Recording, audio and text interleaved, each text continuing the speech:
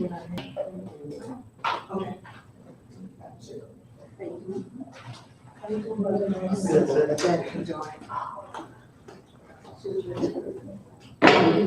It's the finance report, and Gina's checking on it. Okay, well, Yeah, Laura, you can go ahead if you want to, because I don't have that paper. So you want me to say what the correction? Yeah, you can, yeah. okay, so we'll let her read the minutes since, we do have corrections. Well, it's just, the correction is on the financial report. It was stated that we have, 2,649 as our balance, but it should be 1,639.14 as our balance. It was just in the addition and subtraction, it was a mistake. Okay. Okay. All right, very good.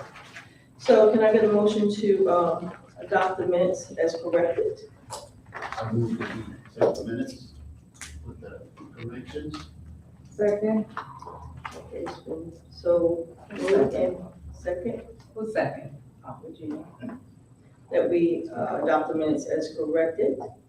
Question? So we vote. Those in favor say aye. aye. Those opposed, nay. The ayes have it. So we adopt the minutes from our last meeting in May as corrected. Amen? Amen.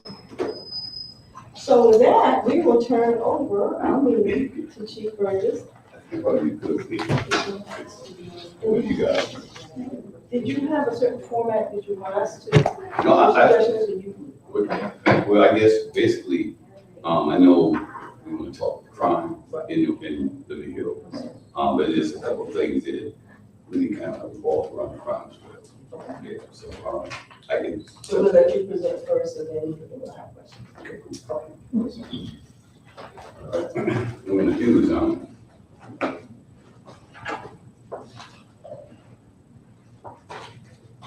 gonna leave the crime for last. Okay. That's gonna be,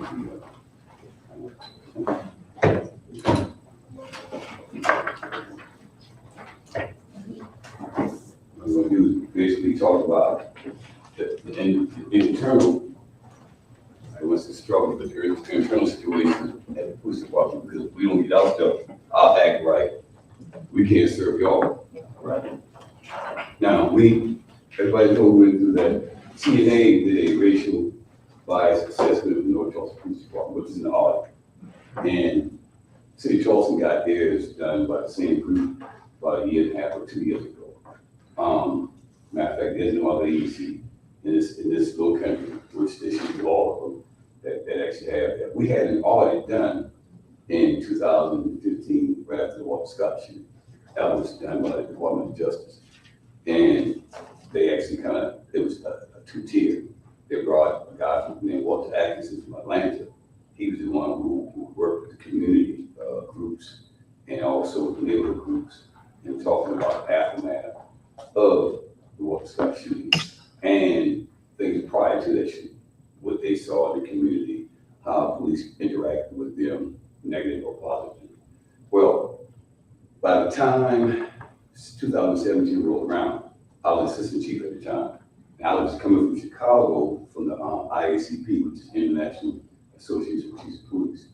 And that's held one time a year, all the chiefs of police go there throughout the whole world. So I was asked to go by Chief Fergus at the time.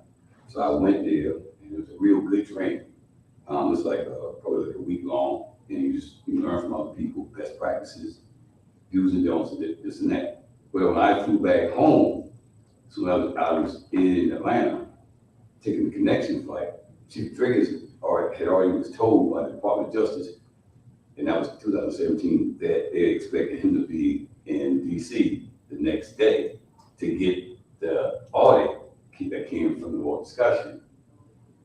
So I'm flying in, coming to see my family, minding my business. They called me right when I was in Atlanta, said, you need to ride with us to DC to get the audit. Now, you know how we are in our neighborhoods. We only get called for really one reason. That one reason is always because of us kids sometimes.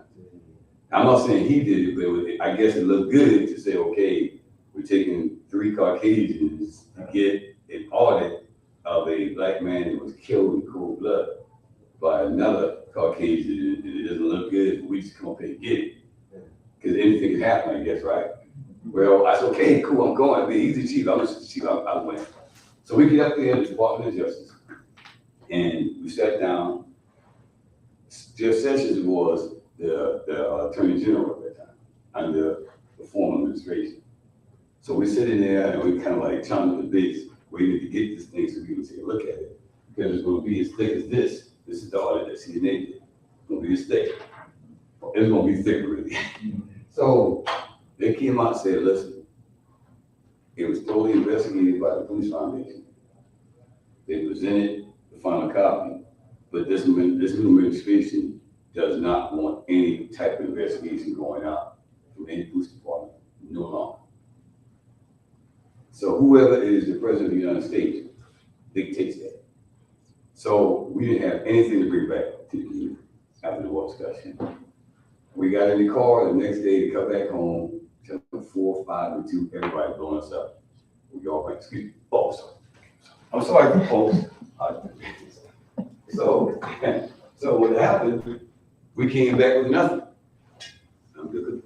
Okay. You good. So we came back with nothing.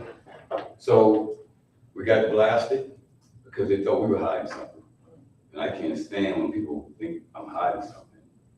Then we got ridiculed because we had no way of saying what we're going to be doing to improve the situation that we caused. And even the situation before that, we were noted to do folks. So we just kind of weathered the storm. And when the Lord blessed me in 2017, a week before the first of the year, the mayor asked me to be the chief of police. He didn't say, he didn't ask me, he said, I need you to be. And I told him I gotta go home and talk to my wife. And then he said, okay. So he gave me like 24 hours and I went straight to New York City to a easy class. But, so then I took over. But the first thing I wanted to do was to get this done. I wanted to get this done. And at the time when we started, we had so much transition going on. So we asked for it to be done, but we asked to have the Department of Justice to bring us what they call technical assistance. I could not get the audit done because I had to go through what the administration said I need to go through, which is called technical assistance, which is a collaborative reform. What they basically do, they look at your weaknesses and your strengths in your department, and they bring in things that will get you stronger, and then take the stuff that you're good at and make it even better. Which is that's a good thing to do. But it wasn't really telling us the issue that we really needed to find. So going quick to 2019, at the end of the year, I was asked by the group that was, there was our community police, was a little commission to put together. They asked me would I support an audit. Of course. Some leaders don't want audits. They don't want the truth, or they maybe think it's going to be biased against the majority of people that work in law enforcement who are Caucasians. So I said I want to be on my watch because I felt if it was on my watch, it would be true, and we can work things out. So when I hand the baton to the next case, we know exactly what we need to go at because we understood where we came from. So they brought the audit in. In the audit, when they started working the audit in 2021, CNA comprehensive assessment of NCPD included an examination of following: law enforcement operations, community policing and practices, complaints, recruitment, hiring and promotions, training, and the oversight and accountability. All right.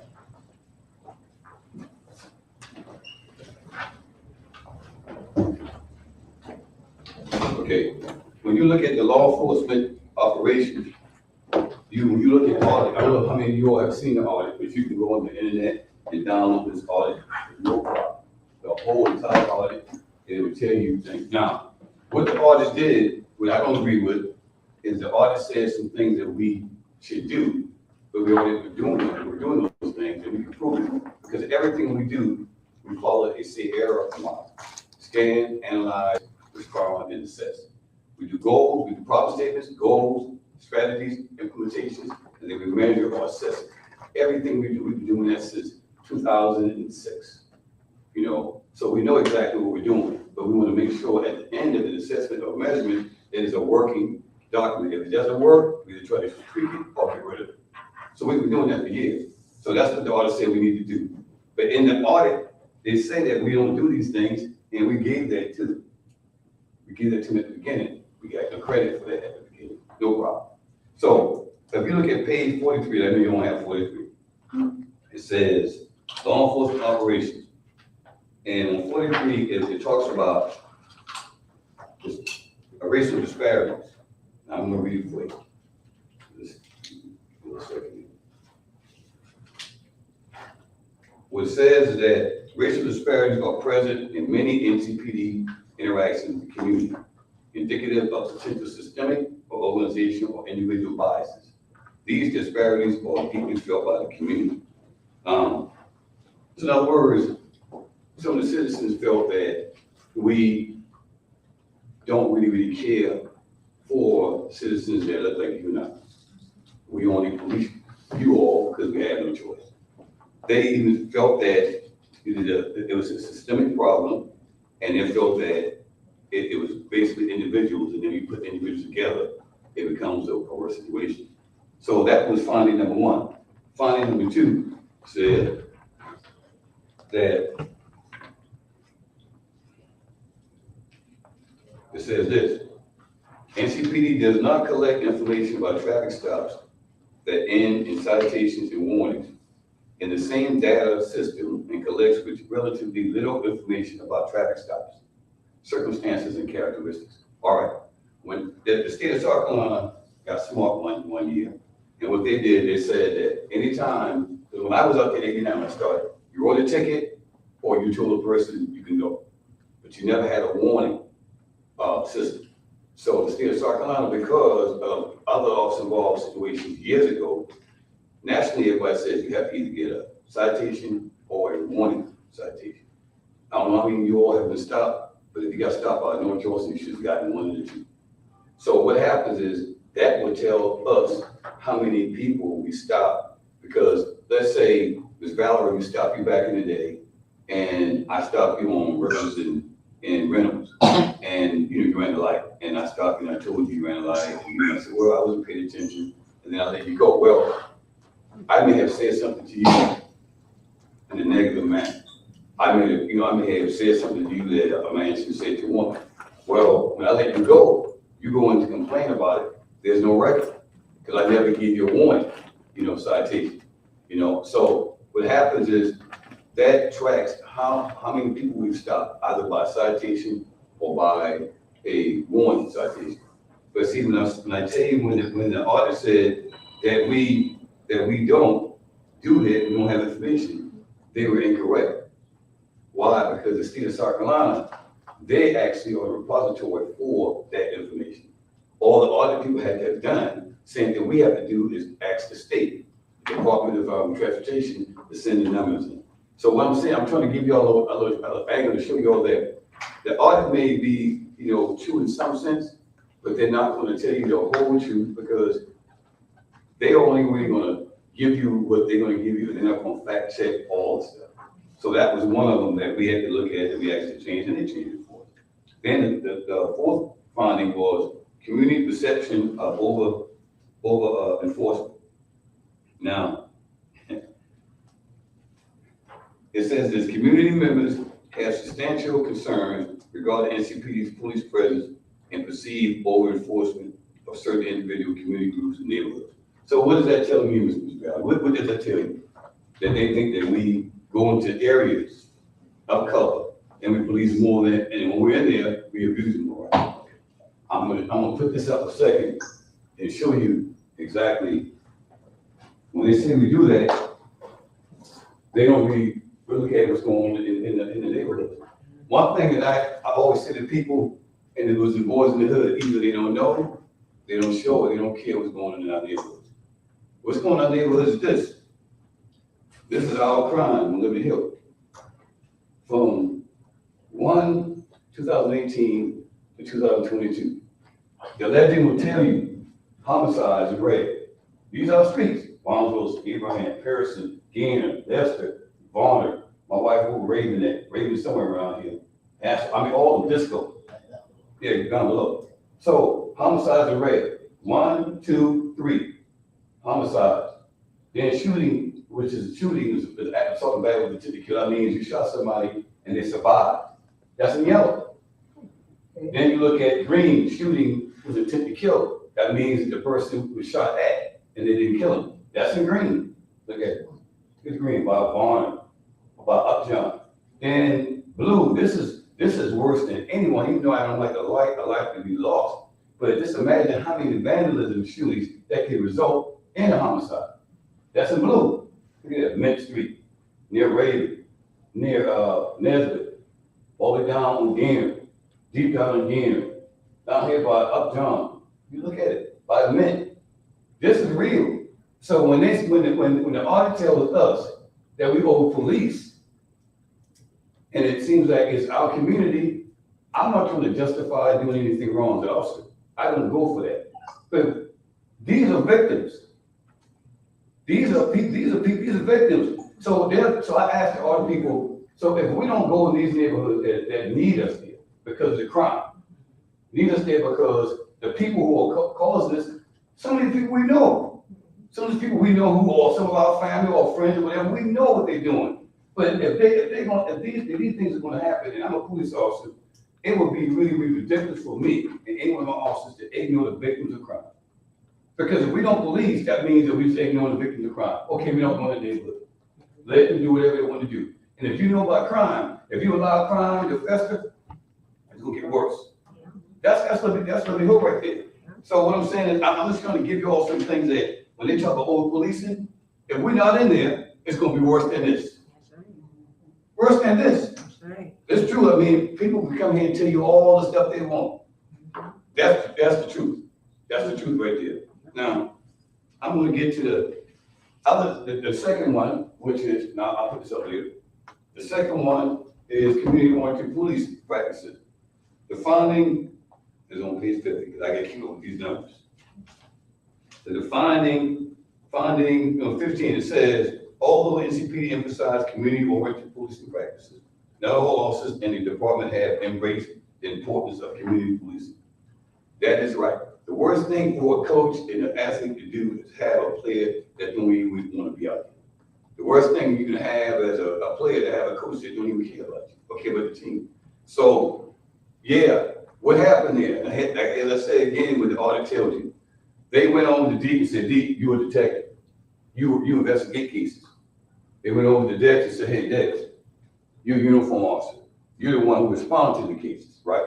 So they were going to ask you all, Dex, what are you doing in community policing? What are you doing when you work with the community? Who are you talking to? Who you work with? Same thing, you're a detective. Well, your answer is going to be, oh, I'm not the community engagement unit. I'm the uniform patrol. I'm the detective. That's all they said. I knew the two officers that said it.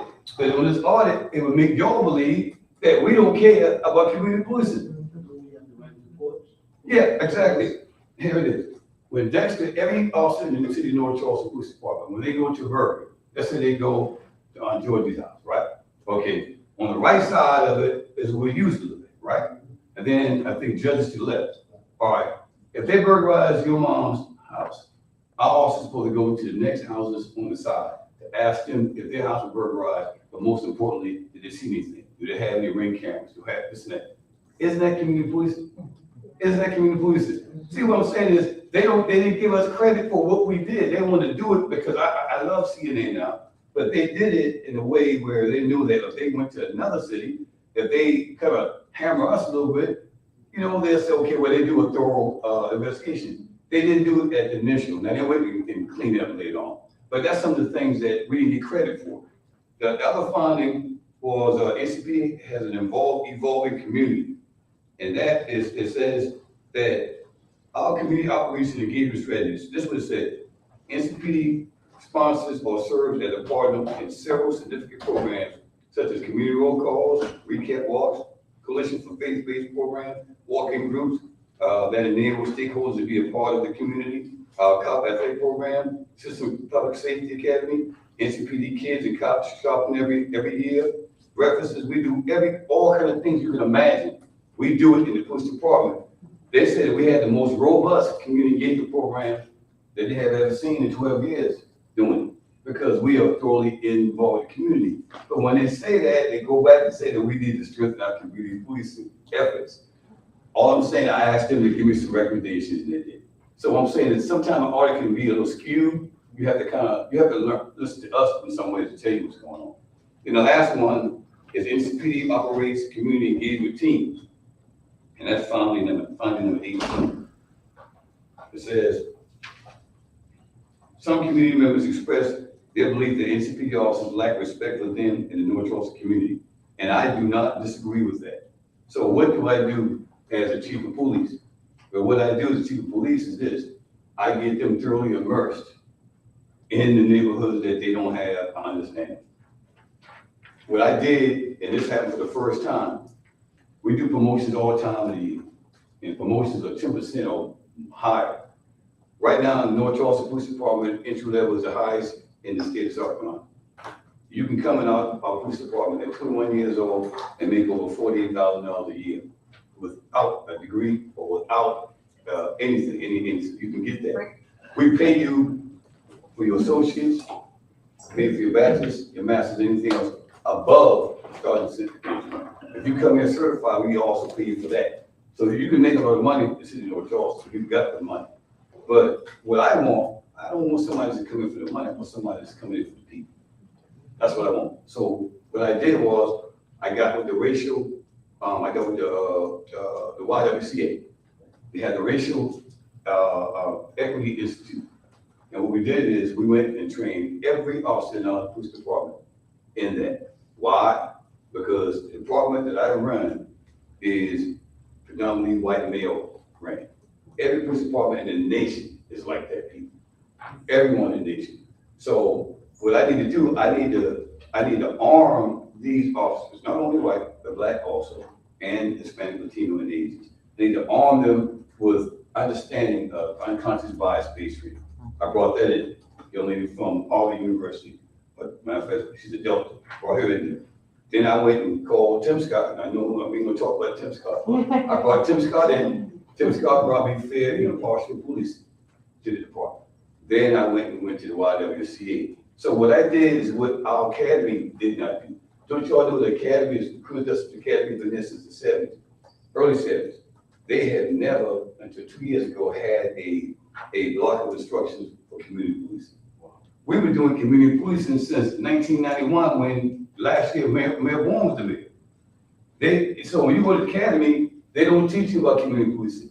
Isn't that the place that should prepare you, for community policing? They don't teach that. So what we do, we give all our officers that. We arm them with that knowledge, not put anything around the gun belt, but the knowledge. I had an officer come to me one day, he stopped a kid on Taylor at the 3-way stop sign. And he said, when he stopped the guy ran a stop sign. He had a guy in the car. The guy had a license but didn't have a registration for his car. So he said, hey, just give me a registration. I'm gonna write you a warning because you live in the neighborhood. So the guy said, man, that's Pete's car, man, that's Pete's car. And he's like, hey man, come on, stop playing with me. Just give me your registration. He said, that's Pete's, man, that's Pete's. He kept saying that to him. So another officer rolled up and said, hey, let's go ahead and run it through the system. Write the information on the warning citation. Make sure that the car's not stolen and you get it. So he did it. So the officer ran into me in the hallway. He's a chief. Because I keep reading. I want them to ask me questions that they would be uncomfortable with. I'm gonna ask them uncomfortable questions. I'm black. Ask me about being black. So he actually said, he's a chief, man. I had a guy on Liberty Park, and this kid is from Ohio. He said, man, I was trying to get information from him. He ran the stop sign, but he's a good kid. He didn't mean to. He didn't have nothing on the record. And I was going to write him a warning, but he was giving me a hard time. I almost wrote him a ticket. I said, what happened? He told me. I said, man, when he said Peeps, that's his family's car. You know what I'm saying? See, things like that, you have to work with those guys who don't live in our neighborhood. You got to tell them, because if you don't, they'll end up doing something wrong. They'll elevate the situation and it becomes worse than what it needs to be. So those are some things that we did at the police department to try to get our people acclimated to the environment that they police in. Then we have complaints. Our complaints come in, they stated that, many community members feel that when a complaint is filed, they don't get a return information on it. You do. It's either unfounded, not sustained, exonerated, or terminated. Now, you may not get this. You may not get the whole findings of the I investigation, like all the wording, but you'll get something. And if you don't, then you need to come see me. I can pull the case up and I can get you the letter. But we want you to know what happened in the case, if you had a complaint. Now, you may come in there and file a complaint, and if it's not a policy and procedure, violation. Now, I don't want officers to curse, but if they in the heat of the battle, when I was up there, you were behind a drug dealer, and you're trying to wrestle with him to get cocaine out of his pocket, which is a violation, and he's fighting you. If you curse, I don't care as long as you lock him up. That's the heat of the battle. But I don't expect you to walk out to the car and be like, endless. Nah, that's unprofessional. So I look at the body worn cameras, I look at the in-car cameras, and I judge that. But if they violate the policy and procedures, and if it's really egregious, then they're gone. If it's something they did wrong, like they went from one level, which is first level of anything, would be verbal. The second thing will tell you our intent to serve, put your hand behind your back. Third one is pain. Then anything else will be pepper spray, taser if you keep resisting. But you have a level matrix, a force level matrix that you have to follow. Now, when you're out there in the streets, real time, I may go to you and say, miss, you got a warrant for your arrest. You need to take me to jail. I don't care if nobody said, I don't understand. And I'm like, okay, calm down. Well, when you start really swinging out, I can't verbal you anymore. The verbal's already done. I got to get you and you got to go to jail. Not everybody wants to go to jail. We know it, so they're going to fight. But every level is in the book. I remember when the Channel 2 5 girl called me. And my wife could tell I was so mad at that lady. I had previous. She calls me and said, Chief, we just went to the city of Charleston in Mount Pleasant about, we asked him about chokeholds. Remember after George Floyd, chokeholds, failure to intervene, and then no not warrants, because that happened in Louisville. So I told her, listen, we don't have that in our policy. She said, well, they said that you did. I said, listen, won't you come here? Come to my office, I can show you the policy. As a matter of fact, I will even scan it and text it to you. She said, Mount Pleasant told them that we had it. I said, you need to go check Mount Pleasant, because I got Mount Pleasant policy, and it does have chokehold and strength. Now, it's like this. I am not going, I don't have it in our policy. No chokehold and strength. That's level 6. That's deadly force. I shouldn't have to tell you, Ms. Valerie, if you're a police officer and you're trying to make an arrest, a lawful arrest, and a person is trying to kill you, I shouldn't have to tell you what to do to survive. I shouldn't have to tell you that. You have to survive just like a person trying to survive. So if you choke them or strangle them because you're at level 6, hey, I have no issue with that because you got to survive. You got a family to go home to as well. So there's nothing in my policy procedure. We've never done no knock warrants. I've been there for 33 years. Half of those years, I ran the SWAT commander, and I ran drugs. Only time we ever went in your house without knocking on it was called exigent circumstances. That means that if we know you're cooking, that one of our accomplices informers say, hey, they're cooking right now, we're keeping the door going. Other than that, we knock. Now, it may be a little quick one, NCPD, but we're going to knock. And then the door's going to come off the hinge, So we don't have that. And then duty to intervene. Duty to intervene means that me and Ms. Valerie are out working, and I make an arrest, and I put the guy in the back of the car. Now, he's mouthing off to me. That's not even do. The rest of the I get in the back of the car, and he's hitting his head against the window.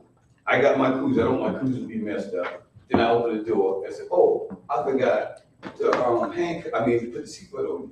And when I get ready to put the seatbelt, I reach over, punch you in your face, get the seatbelt, chuck you in your face. Because Valerie sees that. Now, she sits back and be like, well, it is what it is. She's just guilty as I am. That's duty to intervene. I fired 2 guys for doing that in my 4 years, because I'm no nonsense with that. I'm an old school cop. We didn't have none of them laws when I was out there doing it. Things have changed, and it's changed for the better. It has.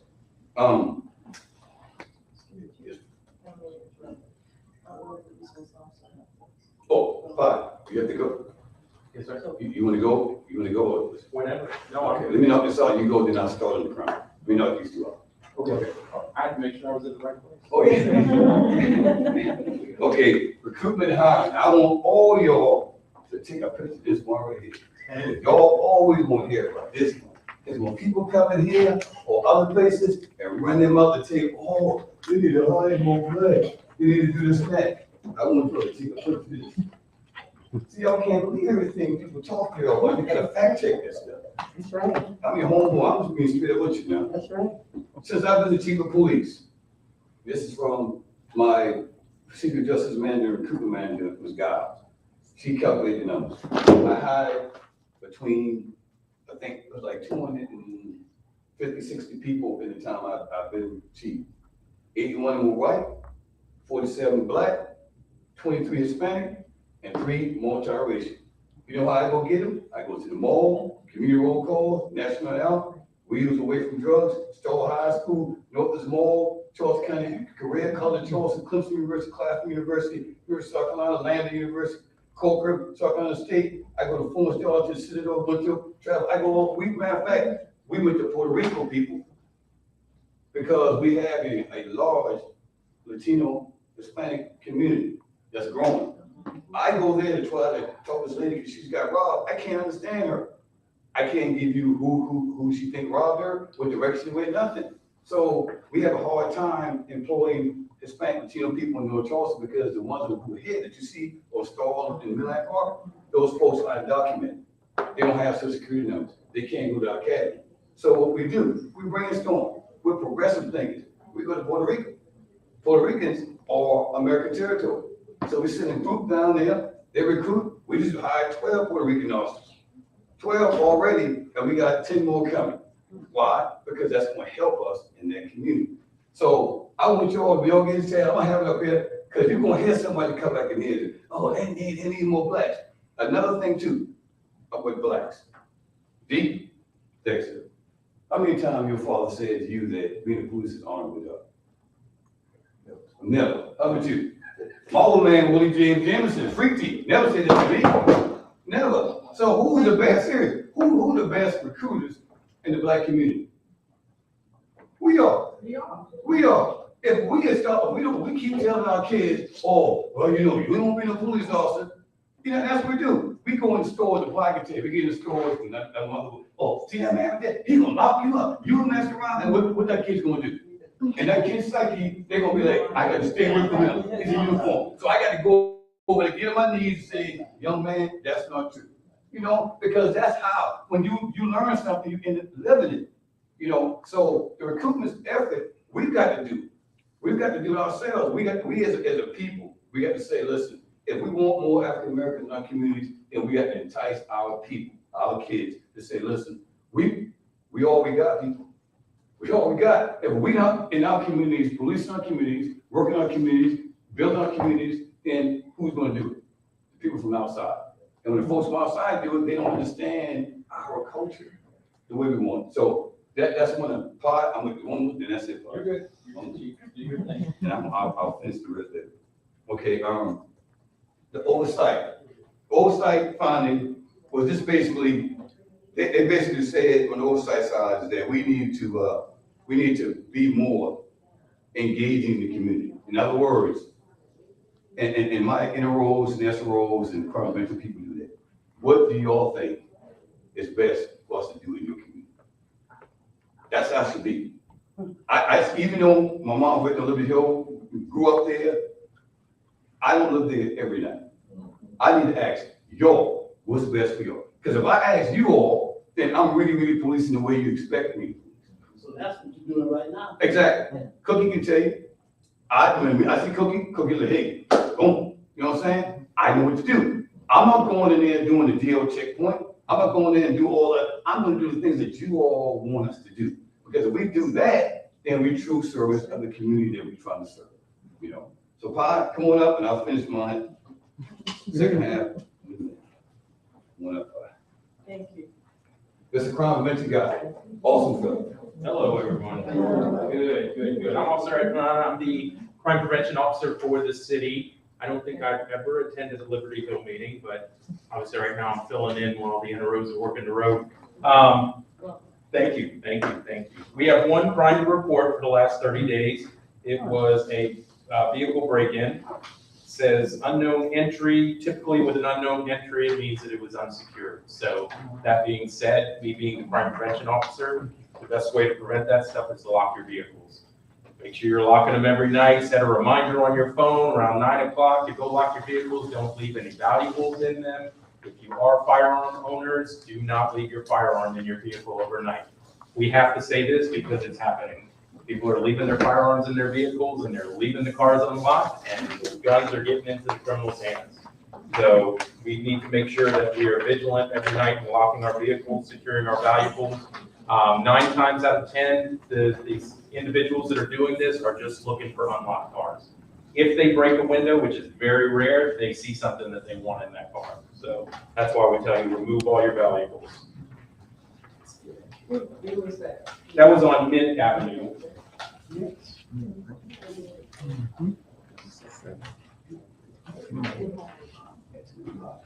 It was at 4678 Mint Avenue on 6-6. No, there was, whenever it says unknown entry, there's no forced entry. It's typically unlocked. Yeah, just no vandalism or anything, and there's no suspect information, there's no camera footage, so we don't know anything on that. Okay. That being said, cameras are coming. We have all seen the news articles. The cameras are coming. This is going to be very beneficial to the quality of life for every citizen in North Charleston. You all deserve to feel safe in your communities. You all deserve to rely on the police department to get information without you fearing retaliation. And these cameras are going to help that. They're going to help us solve crimes faster. They're going to help us identify suspects a lot sooner without having to come to you and have police at your door, you know, and put you in an unsafe situation. So overall, this is going to be great. We should be very excited about these cameras coming into our system and the council approving it. Next thing, National Night Out is coming up on August 2nd. It'll be this year. Obviously, Park Circle is being renovated and torn down, so it was our opportunity to move it to Riverfront Park. We've been working on this for a while. We just needed that push to move it over there.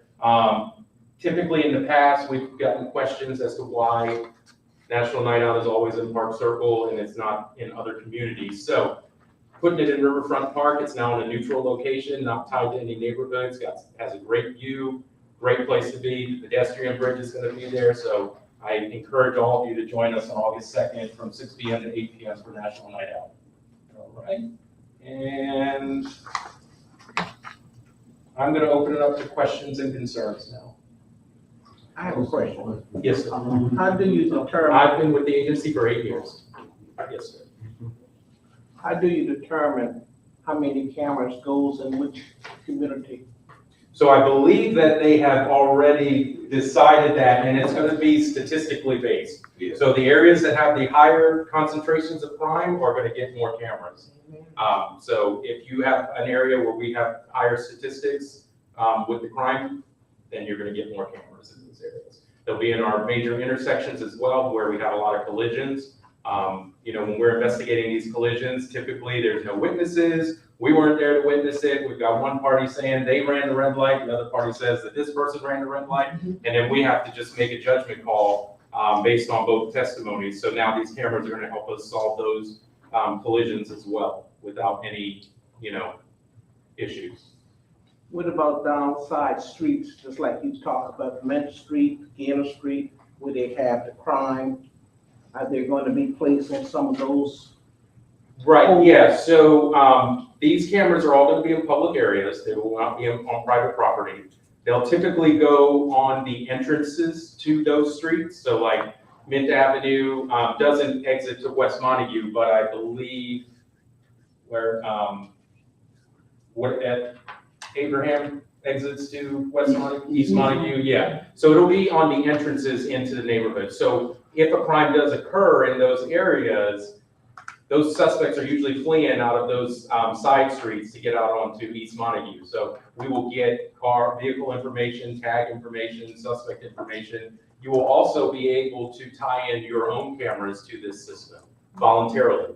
This will be a voluntary thing. If you want your cameras on our real-time crime center where we can view them when a crime is happening, you will be able to do that as well. Let me explain one thing, because I heard this from, I said, my mom just said, little birdie came and told me this, yeah. Little birdie came and told me this, but we are not the federal government. A Title III from the federal side is a wiretap. We cannot get wiretaps.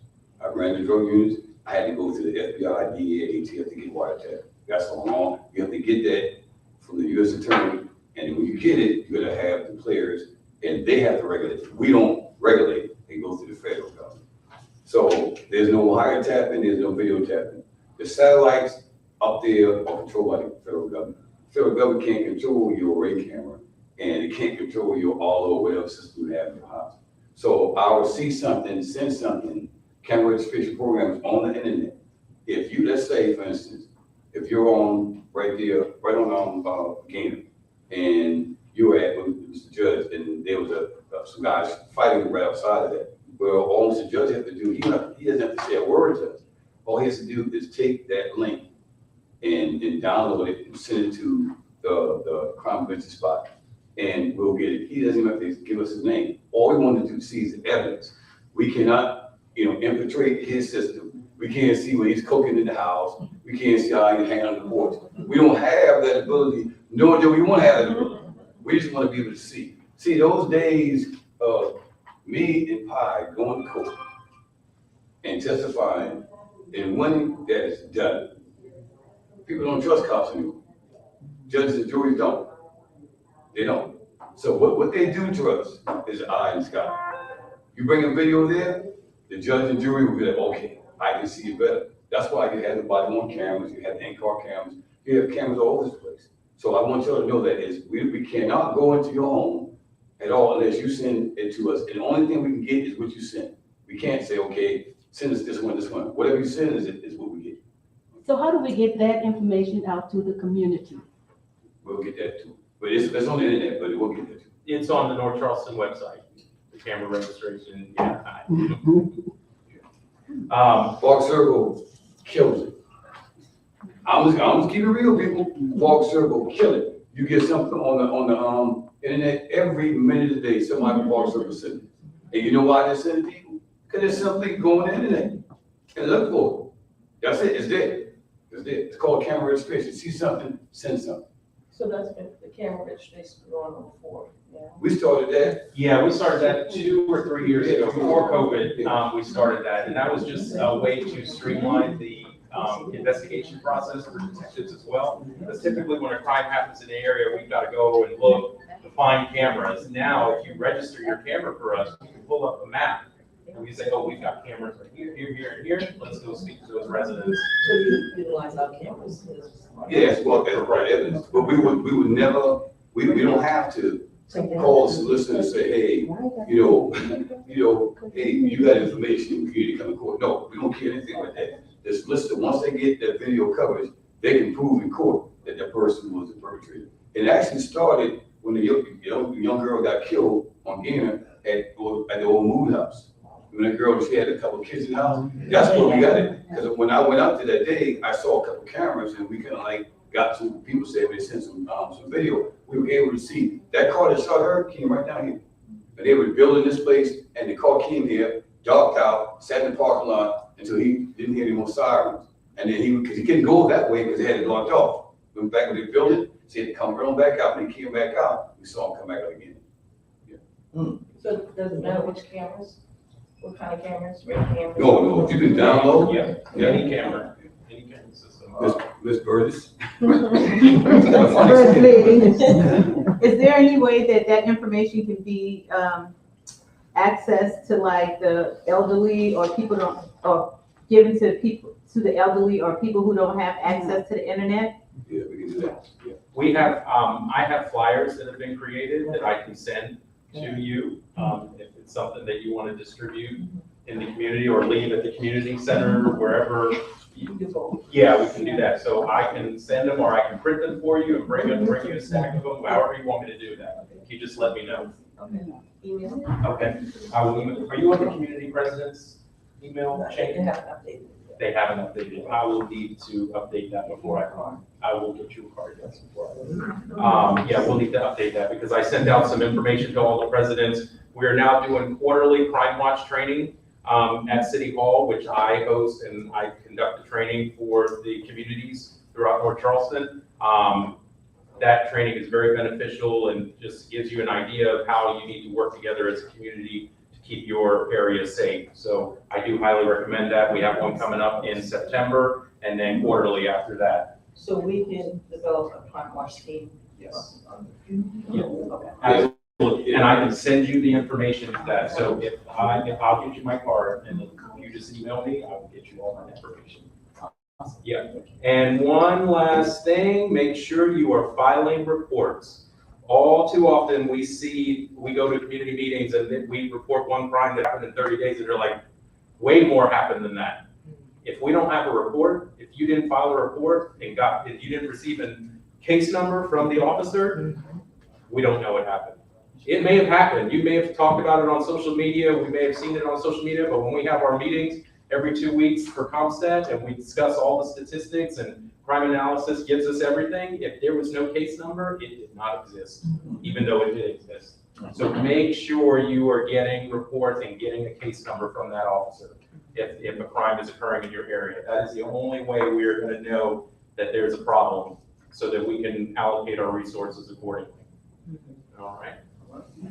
Any more questions? Yes, ma'am. I have a question, and it's truly not crime related, but I need, and I may be the only person in this room who needs an explanation. But there's never a police officer when I want one, and that is when I get to the light at Durant and Rivers to make that left turn. And you know where the sign says yield on the flashing yellow? Yes. I've got a red light. And I'm making that left turn. In my mind, I can't make that left turn until my light is actually green. But cars behind will blow simply because it's flashing yellow. What's right when it's like that? That is a very, I understand your frustration with that because that intersection, the way they designed those lights is very deceiving. But if it is flashing yellow, you can go. You are able to go when it's safe to do so. Even though my actual light is red. So the lights to cross Durant onto Meeting Street are red. Right. But that arrow to turn left onto Rivers is flashing yellow. So that's So just, I can't, okay. you can. Okay. You, as long as there's no cars coming, yeah, but it is very confusing. Yeah. It's Charles. I think I live right over here as well, so I take Durant because I don't take Montague because I always take the train. The train, When I yeah. take Montague. So started taking Durant. We grew up with trains. Right, but it's always there when I need to get somewhere, so I started taking Durant, and yes, that is a very deceiving intersection with the way the lights go. But if it is flashing yellow, you just need to yield, make sure there's no cars coming, and you can go. The red lights are to cross Meeting Street and to turn right. Before I. Yeah, so you're good. It'll also give you a green light eventually. Right, But- and that's in my mind. Yeah. Okay. all right. So what's happening there is it has the cross traffic stopped, but it's allowing you to make a left because Nothing's coming. there's nothing, the other traffic is stopped as well. Yeah, it's kind of weird, yeah. I Thank thought you. the same thing, but Thank you. yes. All right. Any other questions or concerns? I will get you, is this one on the timer out this one? Okay, is it unlocked? Yeah. Okay, I'll be right back. Somebody got to let you back in. Okay. And I'm done with all the stuff, but we actually got 19 people that council selected 12 people from the neighborhood, volunteers from the neighborhood. And then the police department selected some folks who were outside the neighborhood. The people that we selected to be on this recommendation, when we go through, we have to go 100%.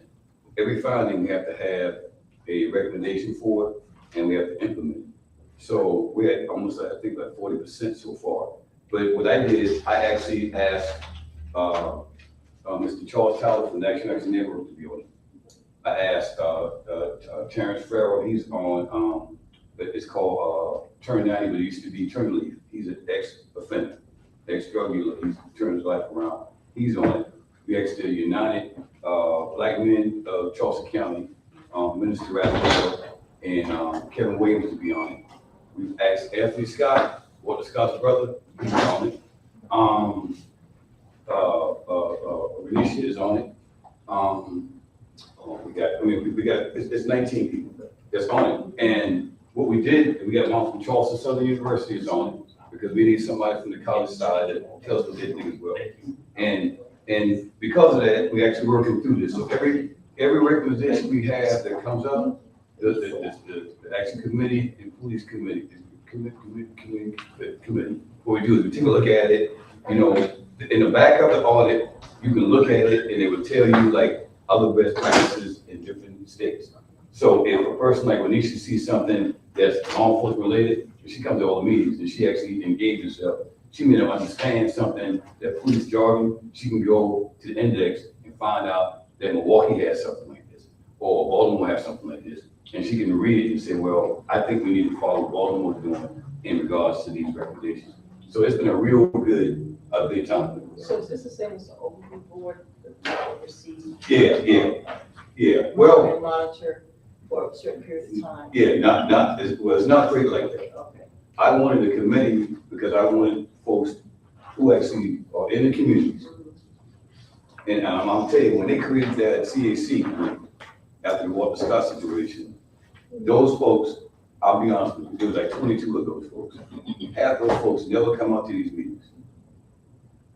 I mean, seriously, I usually have somebody on this committee that at least come out to these meetings because they're hearing what y'all saying. Half of them didn't never come to community meetings. Half of them didn't even know who their neighbors were. They were just hand selected because they were kind of buddies and buddies of the council people. I told the council people, I wanted people who were real, people who actually understand what's going on in Dorchester. If you go to Dorchester, Wales, right? You meet a young lady named Tanae Williams. She's the president. She's been elected the president for 8 years. She does all the events in Dorchester, Wales. So that's why I want on the committee, somebody who knows about the Wayland and be able to tell us what we're doing wrong to the Wayland and what we can do right in the Wayland. You know, saying this, Mr. Bannister, I don't know if you know Mr. Bannister in Liberty Park. He lives right there on Taylor. He's been there for 71 years. See what I'm saying? So who's best to talk about Liberty Park than Mr. Bannister? That's why I wanted real people, you know, on the thing. And the council selected, Councilman Hart selected Renisha because she's born and raised it, you know, and she comes to these meetings. She knows what's going on. She has a pulse. So that's what we did to get this committee. Now, they're not gonna right now have any subpoena and all stuff like that. They're just trying to help us get through this. Once we get through this, then we'll sit back and regroup and see exactly what we need to go from there. Because that's a certain period of time. Yes, So, the time frame after that. yeah, that's when we'll crank that up, and we get another group and to be able to monitor all this, Okay. you know, all that. That's a good question. All right, I passed out, and when Alicia sees this, because she comes to Comstat sometimes. This is that Comstat sheet, you'll look at that form. That tells you, this one sheet now, because it's about 30 sheets altogether. If you look at it, it tells you OCA number, that's the case number. Whenever you file a report, you'll get that OCA number, 2022, whatever the numbers after that. It tells you when crime occurred. So we look at the one in yellow, which I highlighted. It says on 6/6/2022 at 16:30 hours, between 9:20 at 46:78 Mint, which is the central area, which is Liberty Hills on the central side of the city. It says Liberty Hills area is breaking and entering of auto and happening to residents. That's how whenever we report crime, that's how we go into neighborhood people. We go to neighborhoods based on this. We don't go to neighborhoods based on colors. This tells us where we need to be. You know, if you look at, what's the area right there? That's Midland Park. Look at Midland Park. Now, if you're a police officer, right? You don't have to be a chief of police, but if you see what's going on there, you see robberies, right? You see pointing, presenting firearm, right? You see another robbery, right? You see burglary. Well, it don't take a rocket scientist to know that who lives there in Midland Park. No. Exactly. Why do they get robbed? Because they have money in their pockets and home. Because if they're undocumented, it's hard for them to get a bank account. See what I'm saying? And I hate to say it, our young people and some white young people and Spanish young people know that. So that's why you see, so when you see that, what do we do as an agency? What do we do? How do we prevent that from happening again? In the area. I can give this. Send some police. Okay, some more, give me some more examples. What can we do to help these people from not being victimized and robbed? Take the money what? Out of the pocket, right? Out of the trailer, what? You can take them to, which we did in 2003. And I'm surprised this happened. We got the credit unions. We set up at the New Covenant Church on Stoneland State. 4 credit unions. They will give them a bank account, small bank account where they can throw their money in there. And we got them to do that, right? We put all the signage up there saying, thank you, Sacramento Federal Credit, all kinds of stuff, for working with the Hispanic community. The word got out to the stick-up boys, they don't have the money on them anymore. That crime went down. So what we need to do now, as I said before, we do a problem, we just state it, we do goals, strategies, and implementation. Now we have to revisit that and go back again and get these people to go back to what we did back in the day. That's what the leader's supposed to be thinking about. So I'm thinking about everything. Y'all can imagine what the Lord had me thinking about right now. But but I'm seriously thinking about everything. But if you're going to help serve people, you got to be realistic on what you need to tell them, how they can let themselves from being victimized. So that sheet, that form you see there, we use that in every comp set. It tells you about we go down to Bonaparte, Oak Ridge, B&E Autos. And when you see B&E Autos, most of these areas are residential areas. Y'all go home at night, get your lock the door. Y'all go, to your children's house to sleep over, you forget to lock the door. Most of these happen in residential areas. You very seldom get them in business areas, So you read that, and you can see what that's about. You got a question? So people are, they're Yeah. typing questions. Yeah. So, but we'll get to that one. All right. This is the last little pop-up thing I'm gonna show you before we get a little bit back. All right. Okay. This is the real people. Victims of crime from 1/21 to the end of the year 21, December, last year. If you look at the legend, it shows you black people in red, white people in green, Hispanic people in blue, and the others unknown is black. And the other unknown is people that don't give you any information. This I was robbed, and they don't even tell you who robbed. So you have to document that. And all last year, who is victimized the most in the city? Say it again. Black people. See, y'all didn't know that, didn't you? I knew that ever since I've been a cop. Black people are victimized more than anybody in the city right here. Okay. All right. Well, here you go. Suspects of crime. Nigga, arson. How in the world black people burn down more things than anybody else? At 6%, 0 white, 0 Hispanic. When we start burning things down? Like any other MLK say, it don't burn, baby, burn, earn, baby, earn. We don't burn nobody else back in the 60s. But we lead the arsons. So that's telling me who victimized people more than us. Who does? Black people. Black people do. These victims right here, at least 89% of them know these people here. They know. But see, that's the truth. But you never get me to talk about black crime because I don't believe in it. I believe in individual people doing individual things. I don't believe in it. Like I told you before, I don't believe a child is born to rob anybody. Child is born to do drugs. Child is doing to rape, nothing. They learn that. But we can help them learn the things, but it just takes time. So I just want to show you all that right there. And I'm gonna go right back again to what we have in our community, and that's this. Now, how do we make this better? Right now at City Hall, well, they might be finished now. We have about 31 nonprofit groups up there. Jerome here, we called a meeting on a couple of groups. The groups grew. What I've done, I asked the Department of Justice, Craig Yoshida. He's a national research guy. Now, My wife and I, we go to Florida every year, different parts of Florida. I go speak to the Florida Law Enforcement Training Council every year about what we're doing in the Florida. And I guess they like me to come, and I go and I tell them everything we're doing and things we need to do.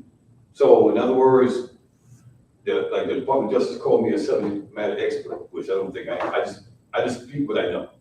But Craig Yoshida is that. He's a research guy, nationally known. I saw Craig in California when I was there in LA at the Knowledge Lab. And I said, Craig, I need to do a study in North Charleston. I need to take the 5 last years, from 17 to now, look at all the suspects of these situations and break it down. Do what they call an epidemiology study assessment. Do that. That would actually take a young man and find out what kind of living conditions he went home to. What kind of parent that he went home to. What kind of housing he lives in. What kind of medical situation. What was his school situation. There's about 8 factors there. LAPD did it. We're going to be doing it in North Charleston. You know why I'm doing that? Because I believe that if we do that, we can find a common denominator what takes our children and cause our children to do these things. So if these nonprofit groups, like the lady behind the walls, Ms. Neesmith, the 71-year-old lady that got shot on the South Avenue thing and blew away around her head, she had on our walls. She has a mentor after school program. Then you have Liberty Hill Literacy. Ain't nothing better than that. Ain't nothing better than that. That's a program. You got Ron Smith, whose daughter, Ronnie Day, got killed, a 14-year-old girl. He has a mentoring program on rivers and rentals. Then you have social and emotional behavior, Sharika Myers, and you have Donovan. They have, clinical counselors to go on and talk about, because a lot of these kids that commit this stuff got a lot of mental issues, people. They do. We don't want to talk about it as black people, it's the truth. So what we're trying to do, if we're going to get these folks, and the council's going to prove the money forward, that's going to help us. Why? Because this is going to start to go down some. Because we're going to start dealing with the individual and say, you in high school, but you're supposed to be in the 11th grade, but you're in the 9th grade. We got to figure out why. I mean, think about it. You were in Sequoia, Cherokee. The income level down there is between $1,700 to $20,000 a year. So you come out your house every day. You got to grind, people. And when you grinding, somebody's going to be a victim. Because you need to put food on the table. Ron Smith, whose son, my daughter got killed, he grew up on Georgia Creek. I know him because I lived on Georgia used to be here. He said, Chief, my mom was out there. She had problems. Me and my sister, I had to help feed my sister. He said, I went out there when I was 7 to 8 years old, just running money back and forth. When I elevated myself, I started selling. And he became one of the big drug dealers in this area. He was one of the ones bringing a lot of weight in him. And until the feds got him. He said he remembered when he would go home in Georgia Creek and his sister, he would get food for her, feed her, get her straight for bed, put her in bed, and he would go to sleep because he was up there hustling all night long. He wasn't going to school, he was hustling. He said his mom would come home and he had to lie on his stomach and take a rubber band and put it in his pocket to keep his drugs in his pocket and tie a rubber band and sleep on his stomach so his mom wouldn't go in there and rob him. That's the type of life that some of these people are living. So I don't say the only way, but one of the best ways to decrease this, we've got to find out what are the core issues with these kids so we can help serve these kids. And that's what I'm looking for. Some people say, well, chief, that's just too far. Yeah, I don't think like a regular chief police. I don't think the sheriff can. I don't think like Arnold and Mount Pleasant. I don't.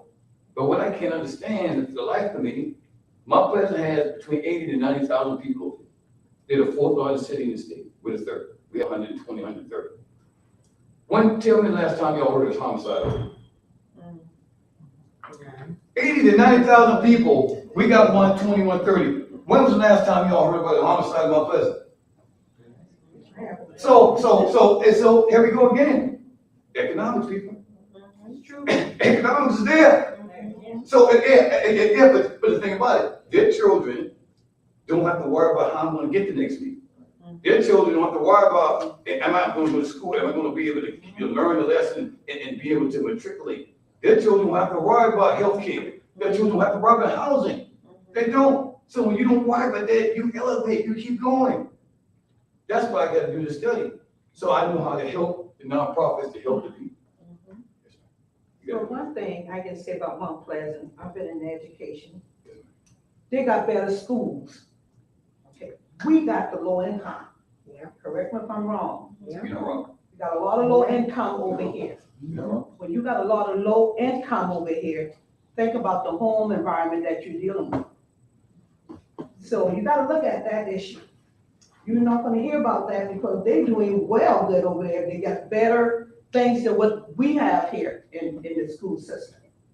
And their home environment is not like. Right, like that. But you know, the funny thing about that, you talk about that, I'm gonna tell you about that.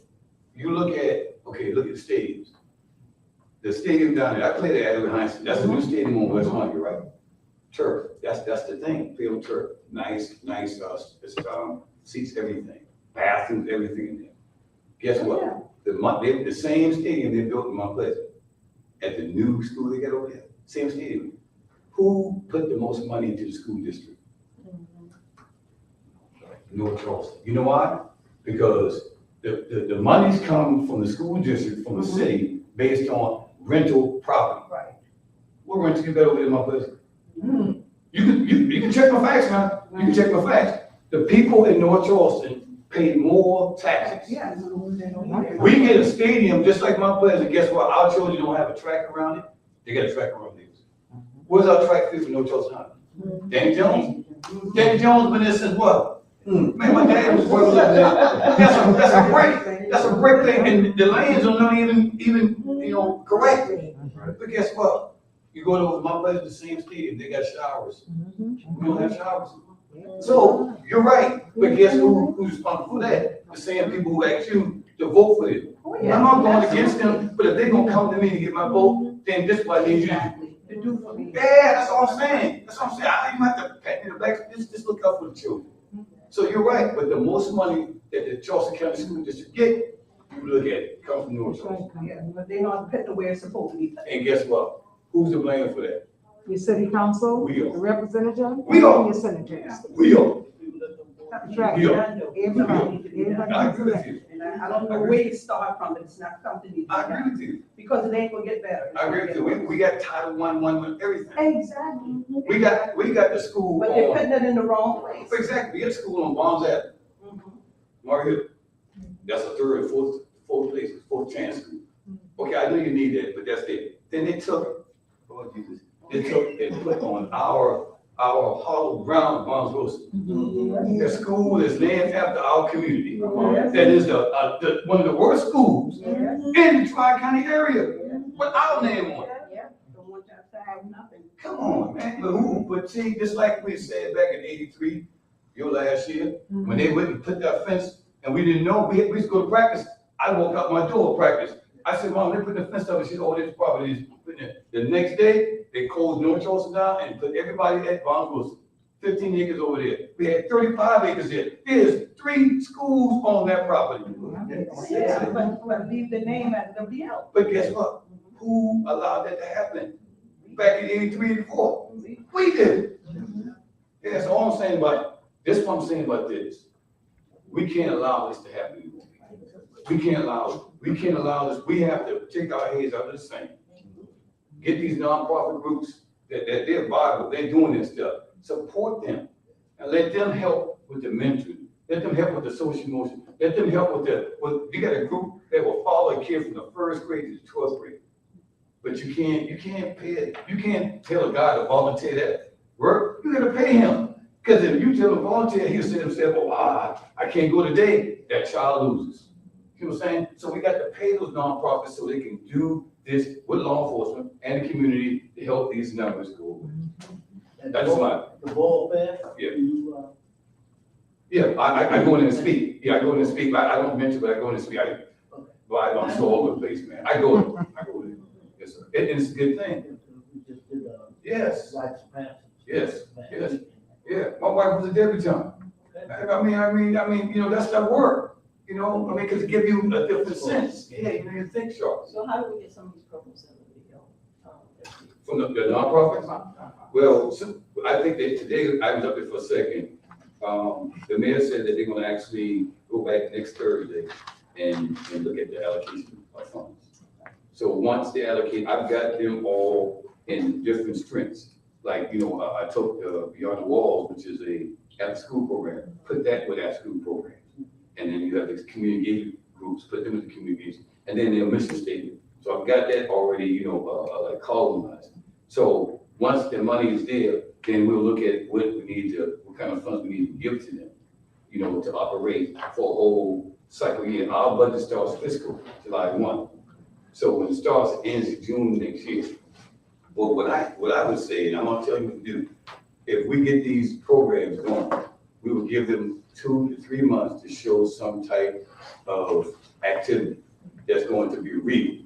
If they're not real, then somebody else gonna come up, y'all go back and get it right. Because we don't want a nonprofit group to say, I can mentor, and then we don't have them mentoring people.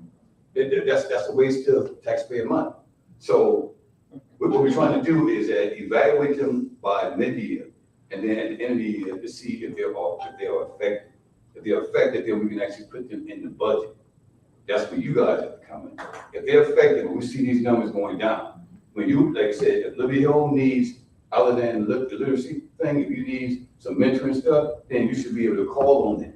They come here like next generation. Y'all know next generation. Yes. Y'all seen that survey that they did? Oh, yeah. I ain't never seen nothing like that in mine. I'm not saying it because my homeboys. You can't go to people's houses and sit back and say, oh, you got any drug problems? They won't even talk to you about that. But if you talk to them and say, well, what's some of your issues that you trash or, noise, whatever, then they start talking to you. Do you have a fire extinguisher? You have a carbon monoxide thing? Next generation off the chain. Yes, they are. I saw that stuff. I said, man, these are the questions you ask people to get them to buy into what you're trying to do. You see what I'm saying? It's already there. We got the thinkers and the doers. We got to get it together. So that's what's going on. We're going to look at it, and once the money's approved, then we'll go ahead and just kind of glean the money to each group and analyze them every 3 months. I told them every 3 months. Because if I don't see them doing anything, next month, woman or man up.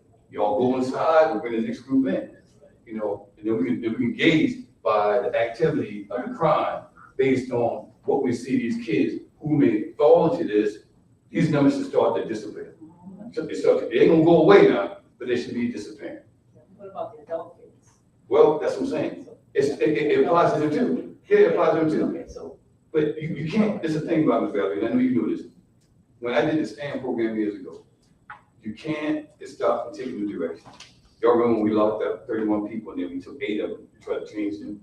One thing I realized is that these young men, they get up every morning and every night and hustle. That's all they knew. They knew how to cook cocaine and make it crack. They could be chemists if you really be honest with you. They could. But if you want to take these young men and keep them from committing homicides, averages, shootings, and vandalism, you gotta be realistic. They need work. They need solid jobs. The only thing about it is you have to educate them along the way. Then you have to get them social skills along the way. Because them guys, we were picking them guys up, they're supposed to be on Boeing at 6 in the morning. They sleeping under the bed trying to hide from their mothers. But they come on, son, you gotta get to work. They were used to it, so we gotta teach them and unlearn the negative things. But you got to get them jobs. And then another thing you gotta do with these kids that are gonna take off these streets, especially the ones who got baby mama situations. You got to get them jobs where they have benefits, true benefits. Because if Tracy and I can tell you, because thank y'all for what y'all pay me. I appreciate y'all money. Y'all pay me pretty good. And our insurance is good. But our insurance is the best in the state. We've never had to worry about a pediatrician. Our son and daughter went to the same pediatrician until they became adults. See, if I'm an ex-drug dealer, and I'm in the program, and you give me a decent job, and I'm out there working, and I got good benefits, that baby mama who and I don't have a relationship, she can take that child to any pediatrician she wants because of my insurance. She's gonna go, oh, he's doing something because I grew up with the child. So we have to be realistic when we try to get these young people. We can't just take them off the street. So you have to be in the room for 5 hours a day and not think realistically they need to eat as well. So that's some of the things that we have to barrier with the break. Yeah, get them solidified jobs, jobs that's going to really pay them something, even if they're not educated. There's a lot of jobs out there that pay you well, you know. But that, you know, there's a lot of things that go into it. So vocational program. Yes, ma'am. Yes, ma'am. Yes, ma'am. We got a lot of folks with vocation. I'm sorry, Ms. Condon. I just wanna let you know that after you left the meeting, because I was there. Oh, you there? Yeah, I was there. Oh, I Lord. want you to know that they canceled that meeting. Oh, they did? Yeah, they canceled the meeting, but verify it, because you know things changed after meetings, you know. Okay, yeah. They canceled the meeting, they went ahead and they voted on setting aside $1.3 million, and it's going to be coming. The whole argument was when you walked in, Yes, ma'am. you had it going on. Oh, I heard that. That's what they been texting me. You need to come up here. Oh, That's why I brought my board. I got to go to the hill. oh. You heard me keep saying that, right? Yeah, Y'all can have this. yeah. I'm not a politician, you know, I'm a police. Yeah, they had it going on there. I thought they were gonna fight this. That's what they text me. Yeah, they did. Yeah. And, so the problem was where the money was coming from and how much they were going to set aside, Yes, ma'am. okay? Well, I think his name is Haywood? Haywood. Yes, ma'am. Haywood had made a motion, I think at the last council meeting, to set aside $1.3 million. Yes, he did. Okay, so now they wanted to know, well, where's the money coming from? Okay. The mayor wanted to wait, Right. okay? But they finally came to an agreement with the guy who was sitting on the end. That's young Michael Brown. Who? Young Michael Brown, the black guy? No. By Haywood? No, yeah, the one was sitting by Haywood. Okay. At the end, that's Skipper, Kenny Skipper. Skipper, His daddy used right, to be the because principal he at was Park Skipper, Circle. right.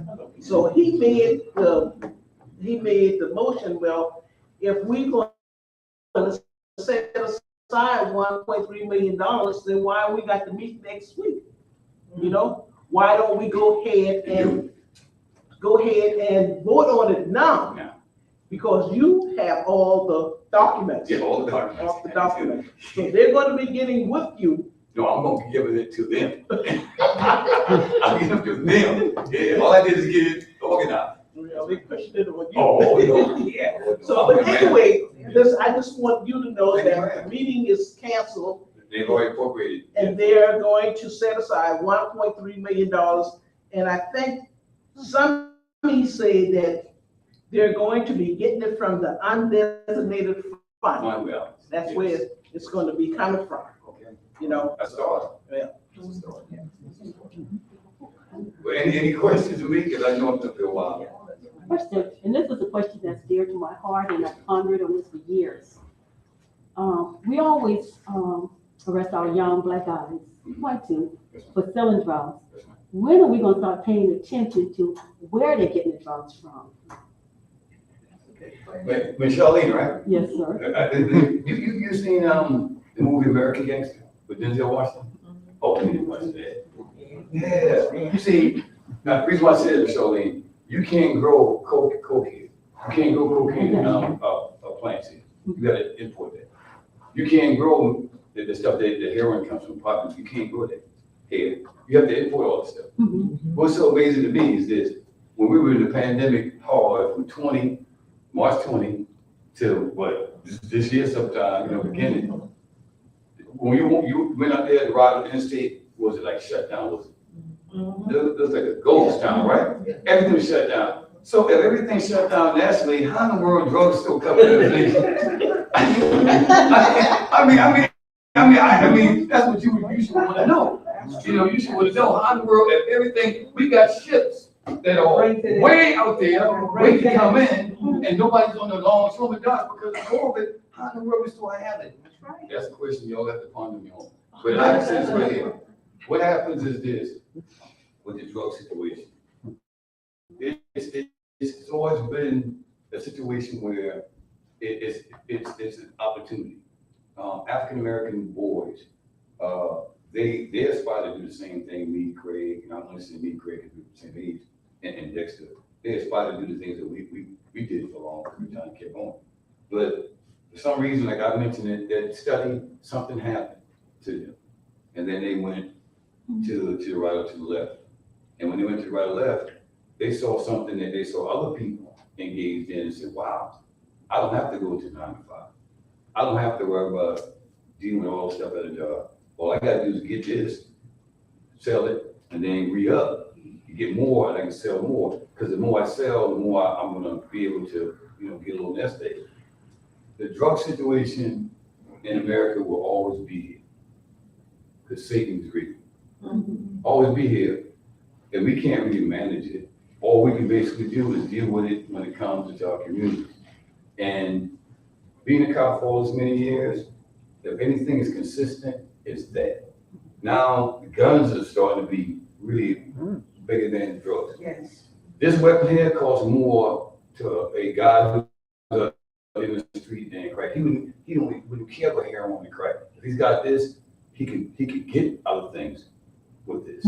So the guns are prevalent now, but in the middle of all this right here, what you see is drugs. We've got the gangs that California had. The Rolling 20s, Power Crips, all those gangs, the Gangster Disciples, all those gangs you see that California had, when you look at the Boys in the Hood movie and all those movies colors, we have the same gangs. They dressed appropriately. You see a young kid, I hate to say it now, not being profiling, but if you see a young kid with all red on, and he's tilted his build to one side, chances are he's a gangster. And those gangsters live right now homes. And you know how you get in gangs? All you can do is let you go over here and let the other gang beat on you for a minute. Just kick you, punch you. Your time. Once the minute's over, you're in the gang. Now I'm a mega sci-fi. We had to have our stuff. My God, that to get it down. We're not a gang. We're a social, thing. You know that, right? We're about uplift. The gangs are all about this. Drugs, fun time, intimidation. They don't want you to be in a gang to be a good guy. They don't want you to be in a gang to help clean people's yards every day. They want you to be in a gang to hustle, because if you hustle, it makes the gang strong. More money, more territory, more respect between the gangs. When you see gangs get together in the club, most times, they're good. You know what they call that? They call it a campaign. If they go into vibes, right? They get the vibes, hanging the vibes. Bloods over here, Crips over here, Gangster Disciples, Pyros, Rolling 40s, Rolling 20s. They all got their color going on. Everybody's campaigning. That means respect, no problem. But as soon as one person starts doing these things and doing that, that's disrespect. There's gonna be problems. That's what our kids are dealing with right now. I'm talking the young ones.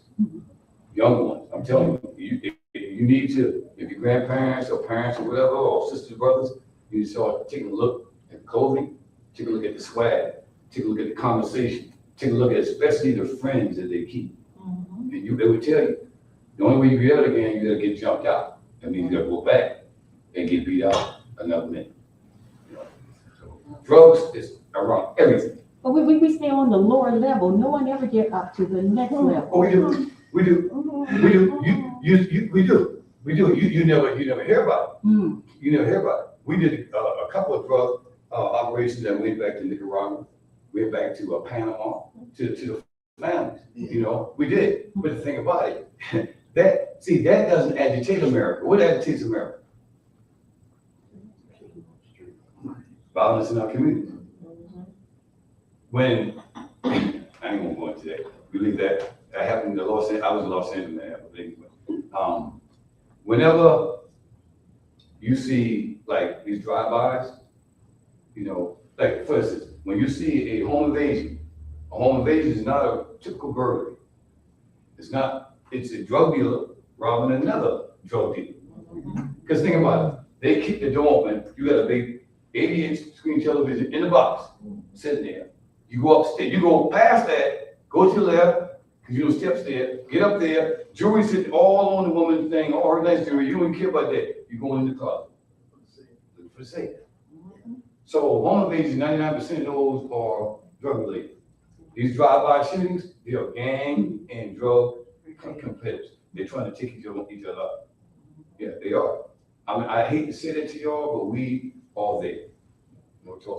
And it always starts in the lower income communities. It's a social decay action. That's a reaction to social decay. Serious. Superintendent,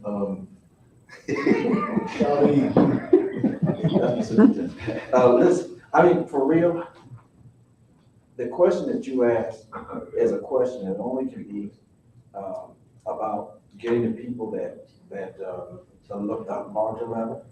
Because I'm gonna tell you, I was a soldier, and when we were in Afghanistan,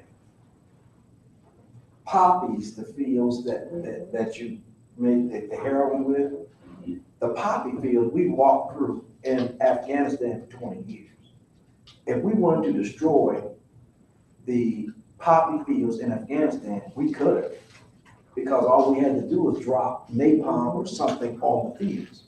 But what they did is, because the drug lords, even in Afghanistan, there's an agreement, you don't destroy these poppy fields. You had to even walk around poppy fields. And the different things, it's at the government's level, and it's at the government has to say enough is enough. Because these ships, we don't own any ships. No. You see, and that's what Chief was alluding to. And they come through aircraft, they come, hey, and it's real, and I can tell you some things, but a lot of stuff is classified, but I'm telling you, that is all I can say. But Yeah, but our young guys are not getting it from those that are driving or flying planes. They're getting a higher level, a little higher level than what they are. And that's what I'm trying to get at. If I know Joe sells drugs, and most of us probably know somebody up Liberty Hill, or have seen somebody selling drugs, then why can't I keep my eye on Joe?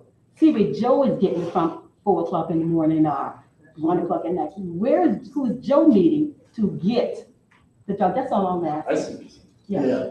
The task force, we gotta get a task force. You believe? No, no. We need a task force.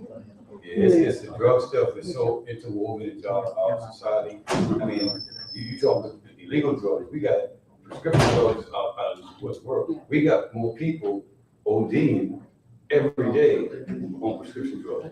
We actually go up to these homeless places like Walmart, behind Kings, all these bridges, and we hand out Narcan, because that fentanyl, which is created in labs right here, that's tainted with marijuana or anything, that stuff kills you. And we give out Narcan to save lives. Serious. So it's really taking over. That stuff's taking over. I mean, What's that? You gotta ask. You said that. yeah, so, we were interested to see if you were endorsed having a satellite precinct here on Liberty Hill. Where we have that? So we have a resident that's willing to lease her home, it's near the corner of Nixon and Montague. Okay. It's, I know the first lot is where Cants was, it's owned by the city, but it's the next lot. That's the, what's that? That's Tanya's aunt? Yeah, right on. Yeah, right there. Okay. Well, I think that's a great idea. That's a great idea. We just have to kind of get Councilman Hart involved with it, because he's a councilman in the area. And then the city, I think the only thing the city would say is to be able to kind of release liability more for the property, like because we don't own it, Right. we have to, get all that done. And I mean, I think that's a good idea.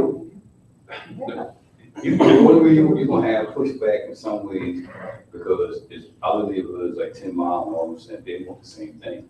We were gonna actually move in 10 Mile Community Center, but they wanted us to take over the center, and I killed it. You know why I killed it?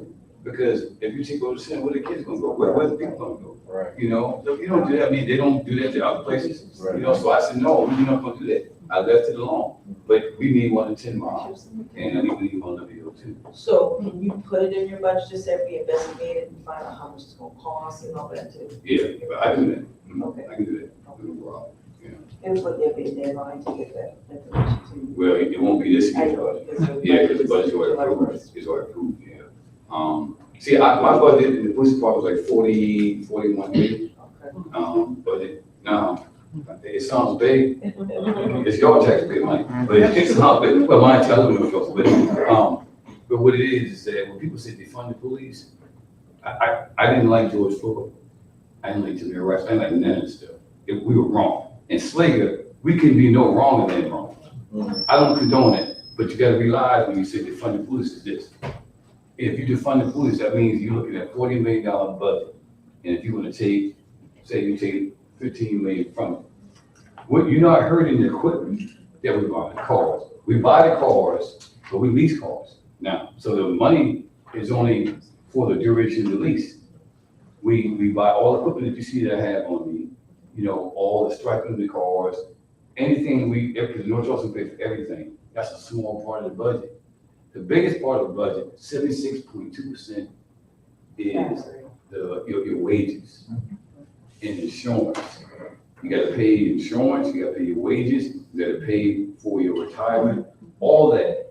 When you hire a regular police officer in the city of North Charleston, okay, let's say, Craig, you wanna be a police officer, you got 5 years at another department, you got your bachelor's degree, I can give you probably $60,000. That's your take-home pay. But you got to add in your fringe benefits, which is between $26,000 to $27,000, plus a car is added to that. But what happens is this, when you talk about defunding the police, is this, you're not interrupting the equipment, you're interrupting the manpower. So the biggest cost at 76 is gonna go down to 50. So when you take down to 50, you had 360 officers now. Now you only got 300. So who do you think, what area do you think we put more police officers in? The bad areas, right? I hate saying bad, the trouble areas. So when you defund us, that means that Shakur and Cherokee, which has 4, they only arrive with 1 or 2.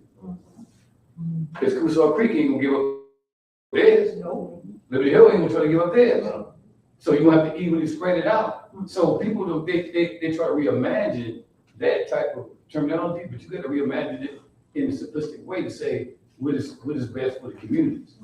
If you wanna defund anything, just like we're doing with Benicia and that group, have groups from the community to be inside law enforcement, to see what their internal things going on, so they can judge and pull things out. And they do. They come at us and they get a little kind of like uncomfortable with some of the officers because they've never had that, but we welcome that. But that's what I'm saying. If you see the funding, you're gonna hurt areas that need police. But people don't think like that. That's 76% of 100% of the budget goes to salaries, fringe benefits. Serious. Wait, I got a question. Yes, ma'am. Something came up tonight also too. Now, out of that budget, who pays for the gas in those police cars that they take home and ride around? We do. Y'all do.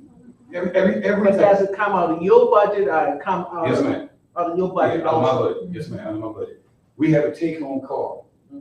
The reason why we do it, more than half the officers that work in North Charleston live in North Charleston. Therefore, it kind of gives you the perception that more police out there sometimes. And it does help when you have an officer riding around, because it's a perception of the officer make you feel safe.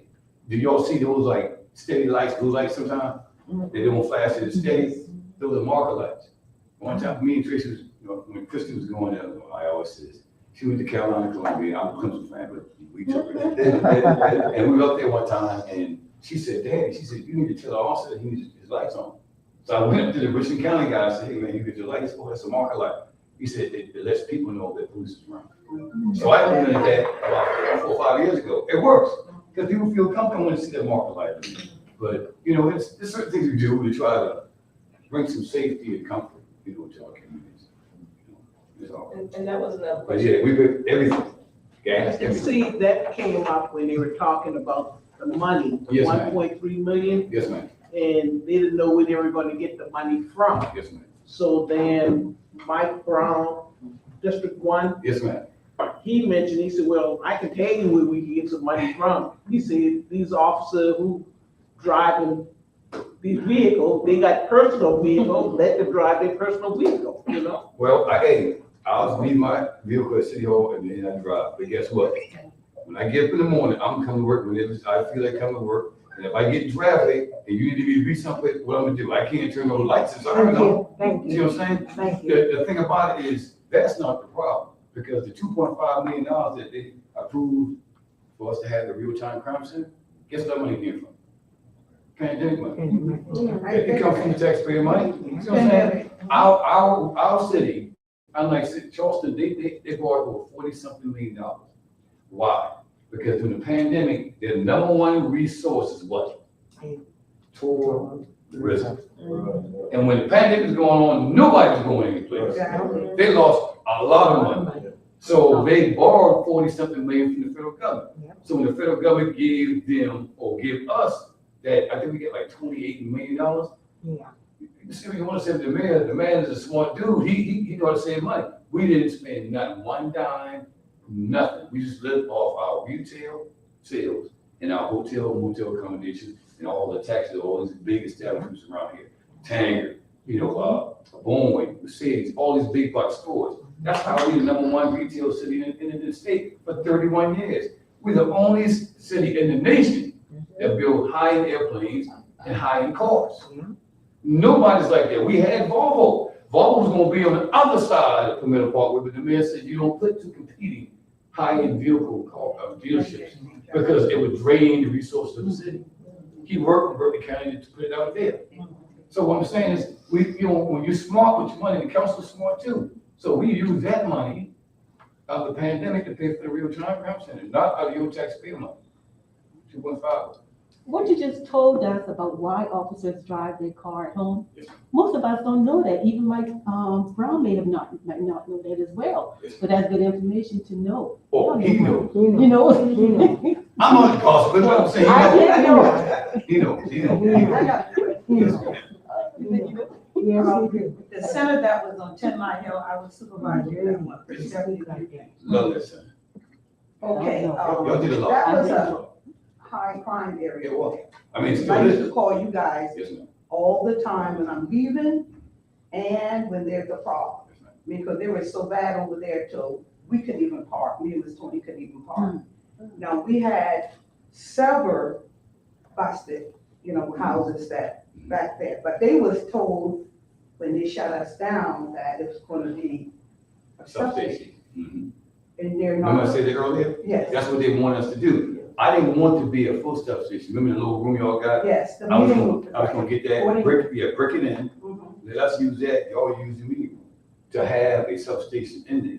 The reason why I didn't do it, because they wanted us to take over the whole building. But the building is old. I know, but they're not gonna do nothing with it. No, and it's just deteriorating. That's what I'm saying. So I said, no, I was gonna take over y'all building, because y'all, it looked like we're occupying, force.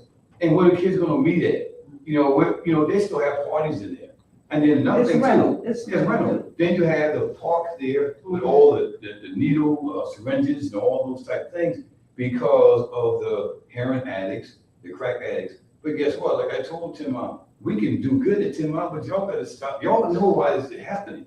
Those folks are not walking in 10 Mile, saying, hey, I just want to say, hey, good evening, everybody. They come in for a reason. And the reason they're coming in because of drugs. There's a cancer in 10 Mile, like all our neighborhoods. If you remove it, the healing starts. But we want to put our heads in the sand. We want to sit back and say, well, that's Lola Mae's son, and she's a good lady. I don't need to go. I don't want nobody to come to my house. I hate to say it. You go over to Chesterfield on the Vixen side of West East Montague. That lady called, a white lady come there with her duster on and say, yeah, he's dealing drugs. That's how they do. They don't hide and run for nothing. When we come there and we don't do this good, they gonna complain. Serious, we don't do that. Well, I used to call because you got children, Yes, ma'am. guns don't have no name, No, you don't. it's open field. Yes, ma'am. And when there's a problem, I call, I'm Yes, sorry, but yeah. that's what your guys told us. Told you to do, yeah. Call, Yeah. whether or not you're tied up, Yes, just call, just you saying that you report. Yes, ma'am. But it's gotten a little better now since the others Oh, we hit that hard. already now We hit that know, hard. but Definitely hit it's that still got a lot of cleaning hard. up Oh, to do. we gotta get them out of there. We know who the families are. You know the family, I ain't gonna say the name, we know the family though. Well, See what I'm saying? We know who they are. No, they, That's what gets me, it's like, you that's know, awful. yeah, it's like, we know who the families are, we know exactly who they And tied I to. told my cousin Sammy the same thing, because that's his area. Mm-hmm. You know, they have, I don't know if they still have meetings there, but I think they still do. They have it on, Because like, Pam's the Saturday. president. Yeah, Ms. And I Gilliam. like, you know, something need to be done, because the kids don't have nothing to do, no place to go, They but do, get in trouble. well, they do, because they got the dealers But to that's, show them, that's how you, that's the sad a part. couple of little young ones that was coming at my center, that's what they're doing now. Yes, ma'am, that's what I'm saying, the cycle continues. I talked to some of the parents and they took the streets, you know, so. It's sad, but it's our community. so how many, cameras do you think there will be? That's a good question, Mr. George said, this how the camera thing is going to go, it's gonna be over, we have already like 150 cameras already out. That's been out for years. The only problem with those cameras is this, we don't have anybody to monitor them 24 hours, because we don't have the real-time crime center set up. But this is gonna set up, the real-time crime center is gonna be from this wall to that wall. There's gonna be cameras, screens all over the city that's based on the cameras, where the cameras are at. The cameras are going to be set up initially in the main thoroughfare. One thing about North Charleston, you either gotta go down Meeting Street, Rivers Avenue, Sproul, Dorchester, Ashford Street to get to any place. Think about it. Those are main thoroughfares. So when you dip out of the Wayland, you gotta dip on Dorchester. When you dip out of the hill, you gotta hit Montague or Rivers. When you dip off of Ashford Street, you gotta either go Ashford Street, Dorchester, or Rivers. So you put them in the main thoroughfare, and like Pi said, they're not gonna go specifically, next time I come, I'll bring up the layout, basically show you how it looks. They're gonna go from the southern part of the city, from Union Heights, all the way up to Goose Creek line, all the way up to, Lansing Road. Then we're not gonna put anything in Washington Hills, y'all haven't seen the place. Washington Hills like 3 times the size of Westcott, you know, serious, so, we know, that's on 61, that's on 61. Yeah, we get all that, yes, ma'am, you know that, they're doing back there, but, so, Charleston, remember when the mayor had a fight with the Somerville mayor and City Charleston on, Raleigh? That's what we got that. That is 3 times bigger than Westcott. 3 times, serious. So that's 700 cameras over all of that? No, it's gonna be over, that's gonna be close to 9. Okay. Yeah, 900, because I think we got like 800 something, we were having 100 something out already. Yeah, so they're going to main thoroughfares initially, but we're gonna place them in certain communities based on the crime activity, you know, certain areas we're gonna put them in. And how the camera's gonna work is this. We're gonna hire 12 surveyors or analysts and researchers. They're gonna have a group that's gonna work day shift, evening shift, and night shift. Those are 3 shifts that we work. They're gonna be sitting there at that camera and watch those cameras all day. That's what they do. They're gonna keep panning. If they, for instance, if that A1 store on Dorchester and Ranger, the A1 store, that convenience store, we had a homicide there. What happens is a kid was standing outside A1. He was hanging with his friends. A car rolled by, made a right on Ranger Drive, slowed down, and then went past him. Went on Ranger, U-turned, came back out, dropped the dude off behind the store. The dude walked around the store to the tire spot on Dorchester and walked up and killed his boy point blank. Boom, boom, boom. People scattered. He ran down Ranger, dipped to the yard, and then he walked back, whistling Dixie like nothing. Walked to another yard, and then the car who brought him there, we said the car dipped in the yard, started backing up. When the car started back, the car stopped. The reason why the car stopped, because the police car came by, went right past him. If we had the real-time crime center, we could see what the real-time crime center is gonna do, is rewind the video before the homicide happens. You wouldn't know. You ever see that movie Minority Report? That's how it's gonna rewind it. You're gonna see the car coming in there, you can see the kid standing there looking, and then then next thing, boom, you see him get shot. Well, if we caught the suspect and the driver, because the driver set the whole thing up. And what happens is, like I told you before, people don't believe cops anymore. They want to see video. So that video was he's gonna probably get death penalty because it was a direct hit. It wasn't even the right guy. Oh. Yeah, it wasn't the right guy. Hey, yeah, that lady, she was Manny Doe, who did the interview with what's it, Ernestine was on there too, the three ladies. That was Mango, that was her son. But we were able to give closure to the family. That's what the real-time crime is gonna do. But it may not be able to stop crime, but it'll be able to video it. But it can stop crime. Why? Because now when we see somebody hanging out on Gainer and East Montague, then we can send some officers over there and say, hey, y'all need to get those guys right there. Because Kobe don't want them on this property. He doesn't. But the thing about it as well too with the real-time crime scene would do for us is that it would actually give us a good look at what's going on in the city. And I'll give you all those secrets here. There's gonna be a drone that's gonna be on top of Gibson building. Whenever a shooting happens, the drone automatically gonna go to where the shots are fired and trying to get. So let's say it's at the South Precinct, where you're shooting at Rivers and Reynolds, it's gonna go straight there. Everything it sees is gonna videotape. All our officers got laptops in their cars. It's gonna go straight to the officers in the South Bureau. They're gonna see what the drone sees. If the drone information is a black car with a tag number, whatever, with a suspect vehicle, the drone's gonna follow it, and the officer's gonna catch up to it. That's what this thing's gonna do. You know what I'm saying? It's gonna help us to solve and bring closure to a lot of cases that we can't bring closure to. But it has to be in the area, even if you don't even get the shooting, if a car has to come out. It has to come out, because it went in. Even if it don't come out, we're gonna get them easier then, because we're gonna saturate the area. You know, but yeah, that's what it is. Maybe hidden cameras or? Because we got the 40 people that came to City Hall and talk about, the right to privacy. You have no, the Supreme Court says you have no right to privacy in the public area.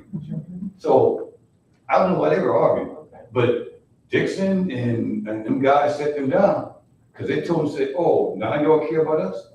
Where y'all at when the mother lost her child? They don't go to Mount Pleasant to protest about it. They don't go to Isle of Palms or Folly Beach. But you will come to North Charleston. We need anything to help us to get away from that. So yeah, but I would never support something that's going to infringe your right. I wouldn't do it. Even the search warrant. If I can't get one, I lost that day. You just better be dirty the next day. You know what I'm saying? Okay, and what about repairs for the cameras? Just like you said, they shoot cameras out. If they shoot them out, boom, guys gonna be there to put another one. Yeah, but we'll be able to see who shot it. Because the camera's gonna have the APR, automatic license plate readers. And it's gonna have facial recognition. And it's gonna have shot spot. Shot spot is gonna have everything. That's why we went to 2.5 million. We get everything. We get the 5-star. You need it. Yeah, but we do. We deal with it. Because I hate to say this, but my sister in Ohio had told us, said, y'all the 14th city highest deadly crime? I'm like, what? That's right. She said, it's a shame, Yeah. but it's more than our people is coming in. Yes, It's like ma'am. Yes, ma'am. you're leaving from downtown, coming in, and it just happened to hit the shooting, everything happened to be in North Charleston. Yes, ma'am. And the pandemic didn't help either. It didn't help. And that's what really makes the crime a little higher than what it is because of other areas where they coming from. Moose Creek, they had us getting killed right here on the interstate in that part of North Charleston. But it's bad on us, it really is. Because right now, the numbers are what, 3-something? We got, this year, last year we had 36 months. That's why we own those things, because we have a population of 125,000. We had 36, percentage-wise, that's not good. Right now, we had 15 homicides. And to be honest with you, we hadn't had one in almost a month and a half. Because I'm getting, and then what hurt us too, I'm saying us, is North Charleston. Yeah, we thought. When we did the mandate, the vaccine mandate, I lost 35 people. 35, how many y'all lost? None? Okay, yeah, we lost 35. Now, I'm not talking about 35 bodies, I'm talking about 35 seasoned officers. You're talking about hundreds and hundreds of years of law enforcement experience. They didn't want to get, their vaccine. So 35. December 10th was the last day, 35 of them left walking. So luckily I had good recruiters and we jumped right on it. And so in other words, from December last year, we were really just doing the skeleton crew. That's why a lot of stuff that's happening, we didn't have the manpower. And then you gotta realize too, COVID is, some of the officers get sick. They gotta be off for a period of time. So we were really dragging, but we're getting a whole lot better now because we actually did a lot of hiring. We got a lot of certified people on the streets now. But we gotta help you guys. Well, y'all are. We definitely gotta help you guys, but y'all can't do all that No, by we can't, yourself. we can't. But that's what I love now, because in 18, when Von McFadden got killed in March of 18, that was my first homicide. I started walking on Dorchester Road with that sign. That was my whole reason. I said, come on, people, let's stop this. Let's get together and stop this. And look what the nonprofit groups are doing. Yeah, CPAC was great. Yeah. CPAC was great. And that's why you have recap. Recap is doing the same thing CPAC. And when recap was in there, then you got, Pastor Dixon got to think twice. That's the old gangsters that's going in there. And they are violence interrupters. They go and they talk to young boys, they try to get them jobs with them. And that slows down a lot of crime too. So but we got to do everything, no choice. We can't do what hand do, no, Goose Creek doing. That stuff is different over there.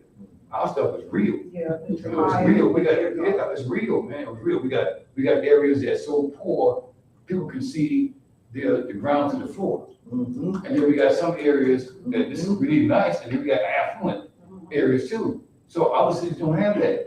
We don't have that diversity of economic and education situation. We don't. I mean, Fort Chester is an awesome school. When you look at all the schools in Dorchester County and North Charleston are great. But then when you come down further down, we all Title I.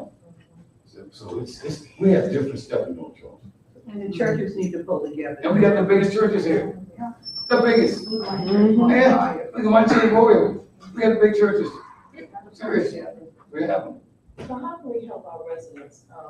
Because in my neighborhood, we have cameras in front yard, backyard. Was most of them already cameras. So how do we help Liberty Hill get on the same level with that? Is there any programs or subsidies? Yeah. That you give To get cameras. especially for To get cameras. There are programs, there are people that programs out here nationally that would actually purchase cameras. We just have to have people like Craig and Dexter and other people to go install them, in the right way. But you got them. You just got to go on the internet and look for it. The Department of Justice is going to be here for 3 years. It's called a PSP, Department Public Safety Partnership. And they have a lot of money being thrown into the city of North Charleston because of the audit. There's a lot of money thrown in there. So look into some of those things, but look at these companies that's willing to do something for a community, for a neighborhood. That's why with next generation, I'm almost sure they're gonna ramp up their going from door to door and do the survey, but they need people. So they've already almost in the works to pay the volunteers. They're really gonna get that done. So there's money out there. Yeah, there's money out there, but you have to go look for it to find it. Especially from North Charleston. If let's say you see a grant, right, that you want to do something in the community, and all you need, because they'll say this, what's going to local government? If the local government is behind it, you could call me, we sit down, we'll draw it up. And I'll have my department to be one of the co-sponsors for your grant. So we can, and once we do it, we can actually evaluate the program and see, how positive or, what we need to do to make it better. Yeah, I mean, people do it all the time. They come to me, hey, can you sign on my grant? I'm like, hold up. I mean, is it for the people or is it for you? Yeah, but you can get it using the police department. Yeah. And we have the numbers. We got the crime, we got everything. Got it. And I know you just hired some manpower. One of the questions that was asked, and I'll be, can they get more police presence in the middle of the night? Yeah. What this would happen, like I said, when the mandate came. When the mandate came, we actually took all our specialized units. We had like 10 canines, which Kenny's the traffic, administrator over there. Kenny had 10 canines at one time. 10. How many traffic guys you had when you were full strength? When we was full, we had 14. 14, and then you 14. have, And now we're down to 6. We have one that's out. So we're doing so much, but we still answering what the community wants us to do. Just like Chief had the guys today. We taking a whole week. We are in Westcott. We slamming them. And if anybody go on the internet, you also see all the comments they understand because when they call our office, we have to let them know what's going on. We have to let them know that there is a shortage. So when you're talking to these people in the community and you tell them what's going on, they understand. They're behind us. Because if they wasn't, and we had something to hide, and this, oh, well, you know what, we short, leave it like that. We can't do that. So when Chief came up, where our local police department, as far as traffic, they're in the area. And we got together with the K9s, all of this right here. They wrote a lot of tickets, and don't you know, if y'all go on the internet, so much good response. People are tired in the community about the speeding and all that. So Chief said, enough is enough. Let's go ahead and do it. But because of the understanding that we let the community know what's going on within the department, it makes a difference. Because if you had people there, didn't care, guess what? I'm a voice. I'm gonna let them know what's going on. Once you explain something and you let them know, they understand better. And you know what? They're gonna be behind you. And that's what's going on now. We start with Westcott. A lot of complaints. Our next one, we got everything set up. But we still doing the job we need to do with the little bit of people we have. And I thank God because of that.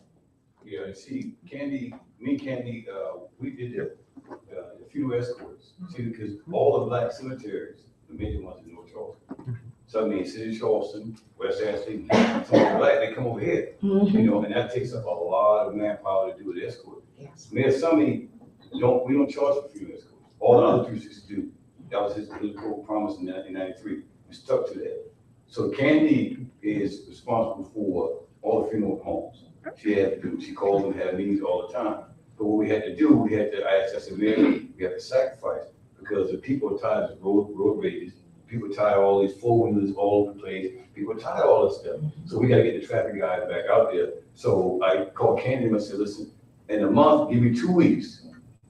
I don't want it right after each other. One here, skip one, go back to funeral skips, and then come back. So they did that, and it's working. It really working. Because we're getting back in the area because I'm telling you, when you see them four-wheelers and all the stuff that's right, they do it because nobody's checking. Right. And then the road rage is crazy. Oh, yes. I mean, people go behind, just like, what's the young lady that's left here, Sabrina? People, on, and then if you turn back around, there's gonna be a bullet coming back through there. Yeah, they will. So we're out there being proactive in those areas, especially high grass areas. The more it comes to the area and the community, we can lessen those problems. And that's what we do with the traffic. So our manpower situation is improving because we're hiring not only uncertified, because when you hire an uncertified officer, they come in, you hire them, they got to go to the academy for 12 weeks. Once they come back, they got to go to FTO training for 8 weeks. So you're talking about 2 or 3 months before they hit the streets. Yeah, so certified, they don't have to go to FTO training for 4 weeks. So if I get a certified, but the only problem with certified, you may get a prune. Now, I don't want to plump, I don't want no prune now. I'm telling you, I hate to say it, that's why I'm very particular who I interview. Every employee since I've been a chief of police, from the animal control to the chief of police, have to take a polygraph exam. Everybody, civilians as well. I don't care if you come in there and you my wife's first cousin, best friend, you gonna get polygraph, and you gonna get a psychological exam as well. Because I need to know what you think. You know? It costs a lot, but guess what? I'd rather know that you are not serious. Because when you do something like Slinger did, see, what y'all don't know is Slinger.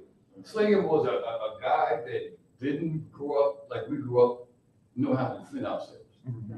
We know how to defend ourselves. He did. He had an incident prior to the Scottish shooting, a week before that, where a guy had him down in the southeastern area, and the dude had him wrapped up and telling him to be quiet, because he figured he was going to yell on the radio. And serious, and he let him go and ran. So he can handle himself. So I really believe that he said to himself that day, I will never be in a situation like that again. Because if you see how, when he, remember the video, you saw he sat right there, took his time, in the Weaver stance, and Craig knows this, military stuff, I ain't doing military, but he knows stuff. So we were standing to sit there as a natural position is the best way to fire a weapon, because it gives you balance and it gives you a strong hand. If you look at the video, he's still right there, said, just like that. So he intended to kill Walter Scott, who had no weapon in his hand, and running. What he's supposed to do, even if he had actually pulled his weapon and tell him to stop because he thought he had something. Once he saw that and he did, he's supposed to reholster and run behind him. That's what he's supposed to do. But he didn't do it because I really do believe he never grew up like we grew up. You know how to defend yourself. You know, so I look for those rogue officers. And then another thing too, you're not gonna get me to be terminating these officers for making a mistake. Because how many of y'all, when y'all son or daughter came in late one night, that y'all kicked them off there?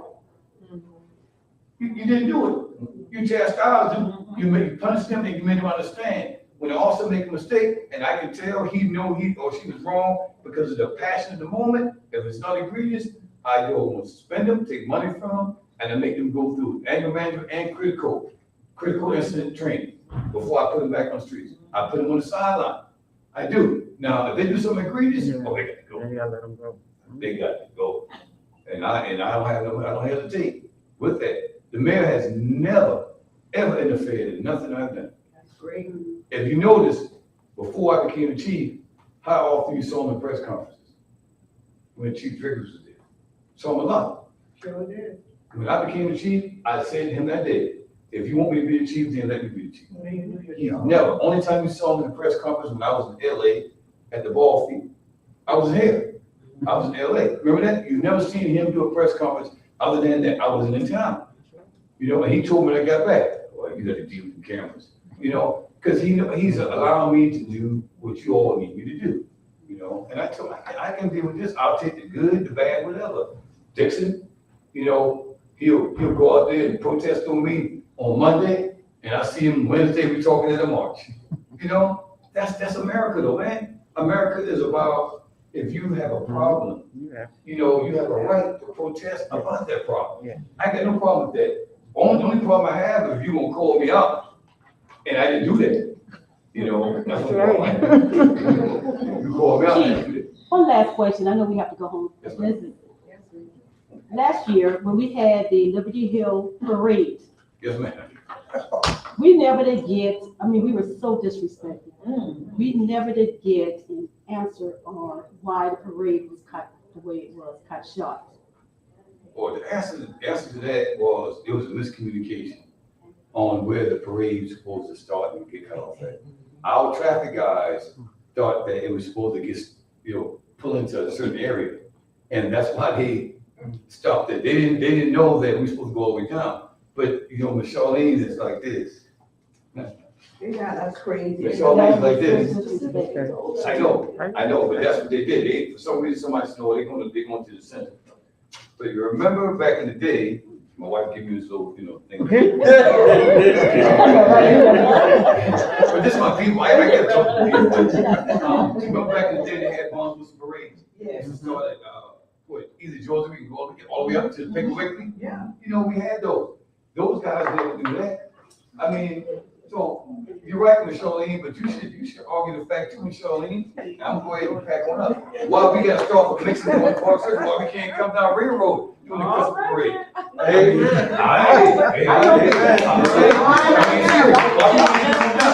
what? I don't come to North Charleston, Well, you need to come out. so I don't know what's going on, but I came to Liberty Hill. Yes, ma'am, that's what I'm saying. That's what I'm concerned Miss about. Charlene, what's the cream of the crop in the state of South Carolina? What's the known, what is everything circle around this in the state? We talk about history. This is it. Ain't no other place in the state that has what we had. And if we don't sit back and fight for this, and we don't get it. Ain't nothing. Let me help them way before you have the place. Way before. But that's so many reasons to disrespect us the way we That's what I'm saying. That's what I'm saying. No, You trying to- it wasn't a- They put up and said, we want to, I was on the phone. We got an email on that. I was We was told, Yeah. but you saw everything. Yeah. We was about to send, I'm gonna go back, let's see if we can find Let it. me say something. Reggie, It was I just moved. wanna thank you. Thank you. You present everything tonight. I mean, Thank you, man. thank you for all.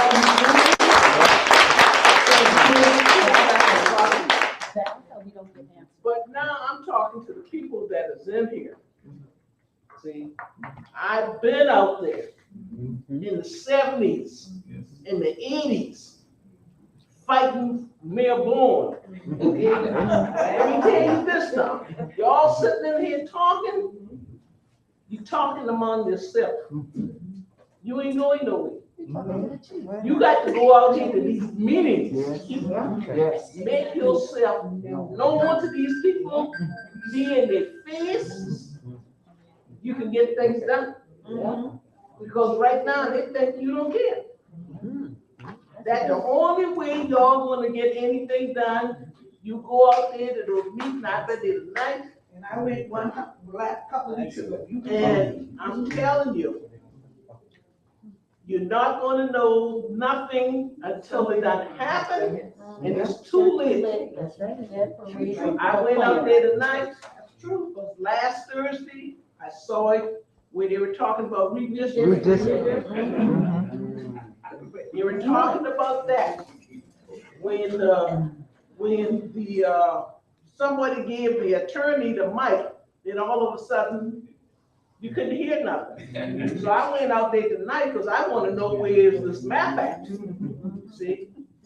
So now they're telling me that I have to wait until they complete it. And then they're gonna hold meetings in different communities, and which this is what they do. They do hold meetings after they done done. I need to know, I don't know whether you know Reggie, or who, but I'm gonna. No, I don't know. I know, No. Joey doing that. I need to know who we need to talk to while this thing is going on now. Right. But I didn't know whether you might. I'll look into it. Yeah. Because I don't, yeah. This is what we need to work on right now. Don't wait till y'all on decide, well, the property line will be here, the district line will be there. No, it's too late then. We need to talk to our councilman because the plan is that they're going to combine Sammy Hart and, what's her name? Ms. Williams, Doc Williams. Williams, Doc Combine Williams those two together. We And need have to know one that, but no, ain't nobody trying to do anything. But just like she said, we need to go in the meetings, and they don't need to start with something until they get with us first. We got a voice to say, hey, no, let's talk about this. We need to call a mandatory meeting. And we're the ones really needs to make this decision. Because we're gonna allow this to happen and don't know nothing about it. But just like she was saying, Julie is in the middle of all this right here. She needs to be stopped, y'all. She needs to be stopped, and it's gonna take us to stop this girl. Julie. She's the next in line to the mayor assistant. Well, I don't know, but. I'm with you, but I'm serious, because I really, the overall, I like to say, I look at this. The overall goal for us is to treat this violence as a public health issue. It's a public health issue. It's not only a police issue, it's a public health issue. So we got to be together as people. And I'm like, I stand with nobody who's doing the wrong thing. I stand with everybody who's doing the right thing. So hey, I'm with you. I'm with you. And what you're saying too, that's an issue that needs to be brought up, because that could become a health issue as well. Now, does that fall under public safety? Yeah, it's public safety. Okay, so you need to go to public safety meetings over there at I'm City gonna Hall. leave this with you. That's part of that.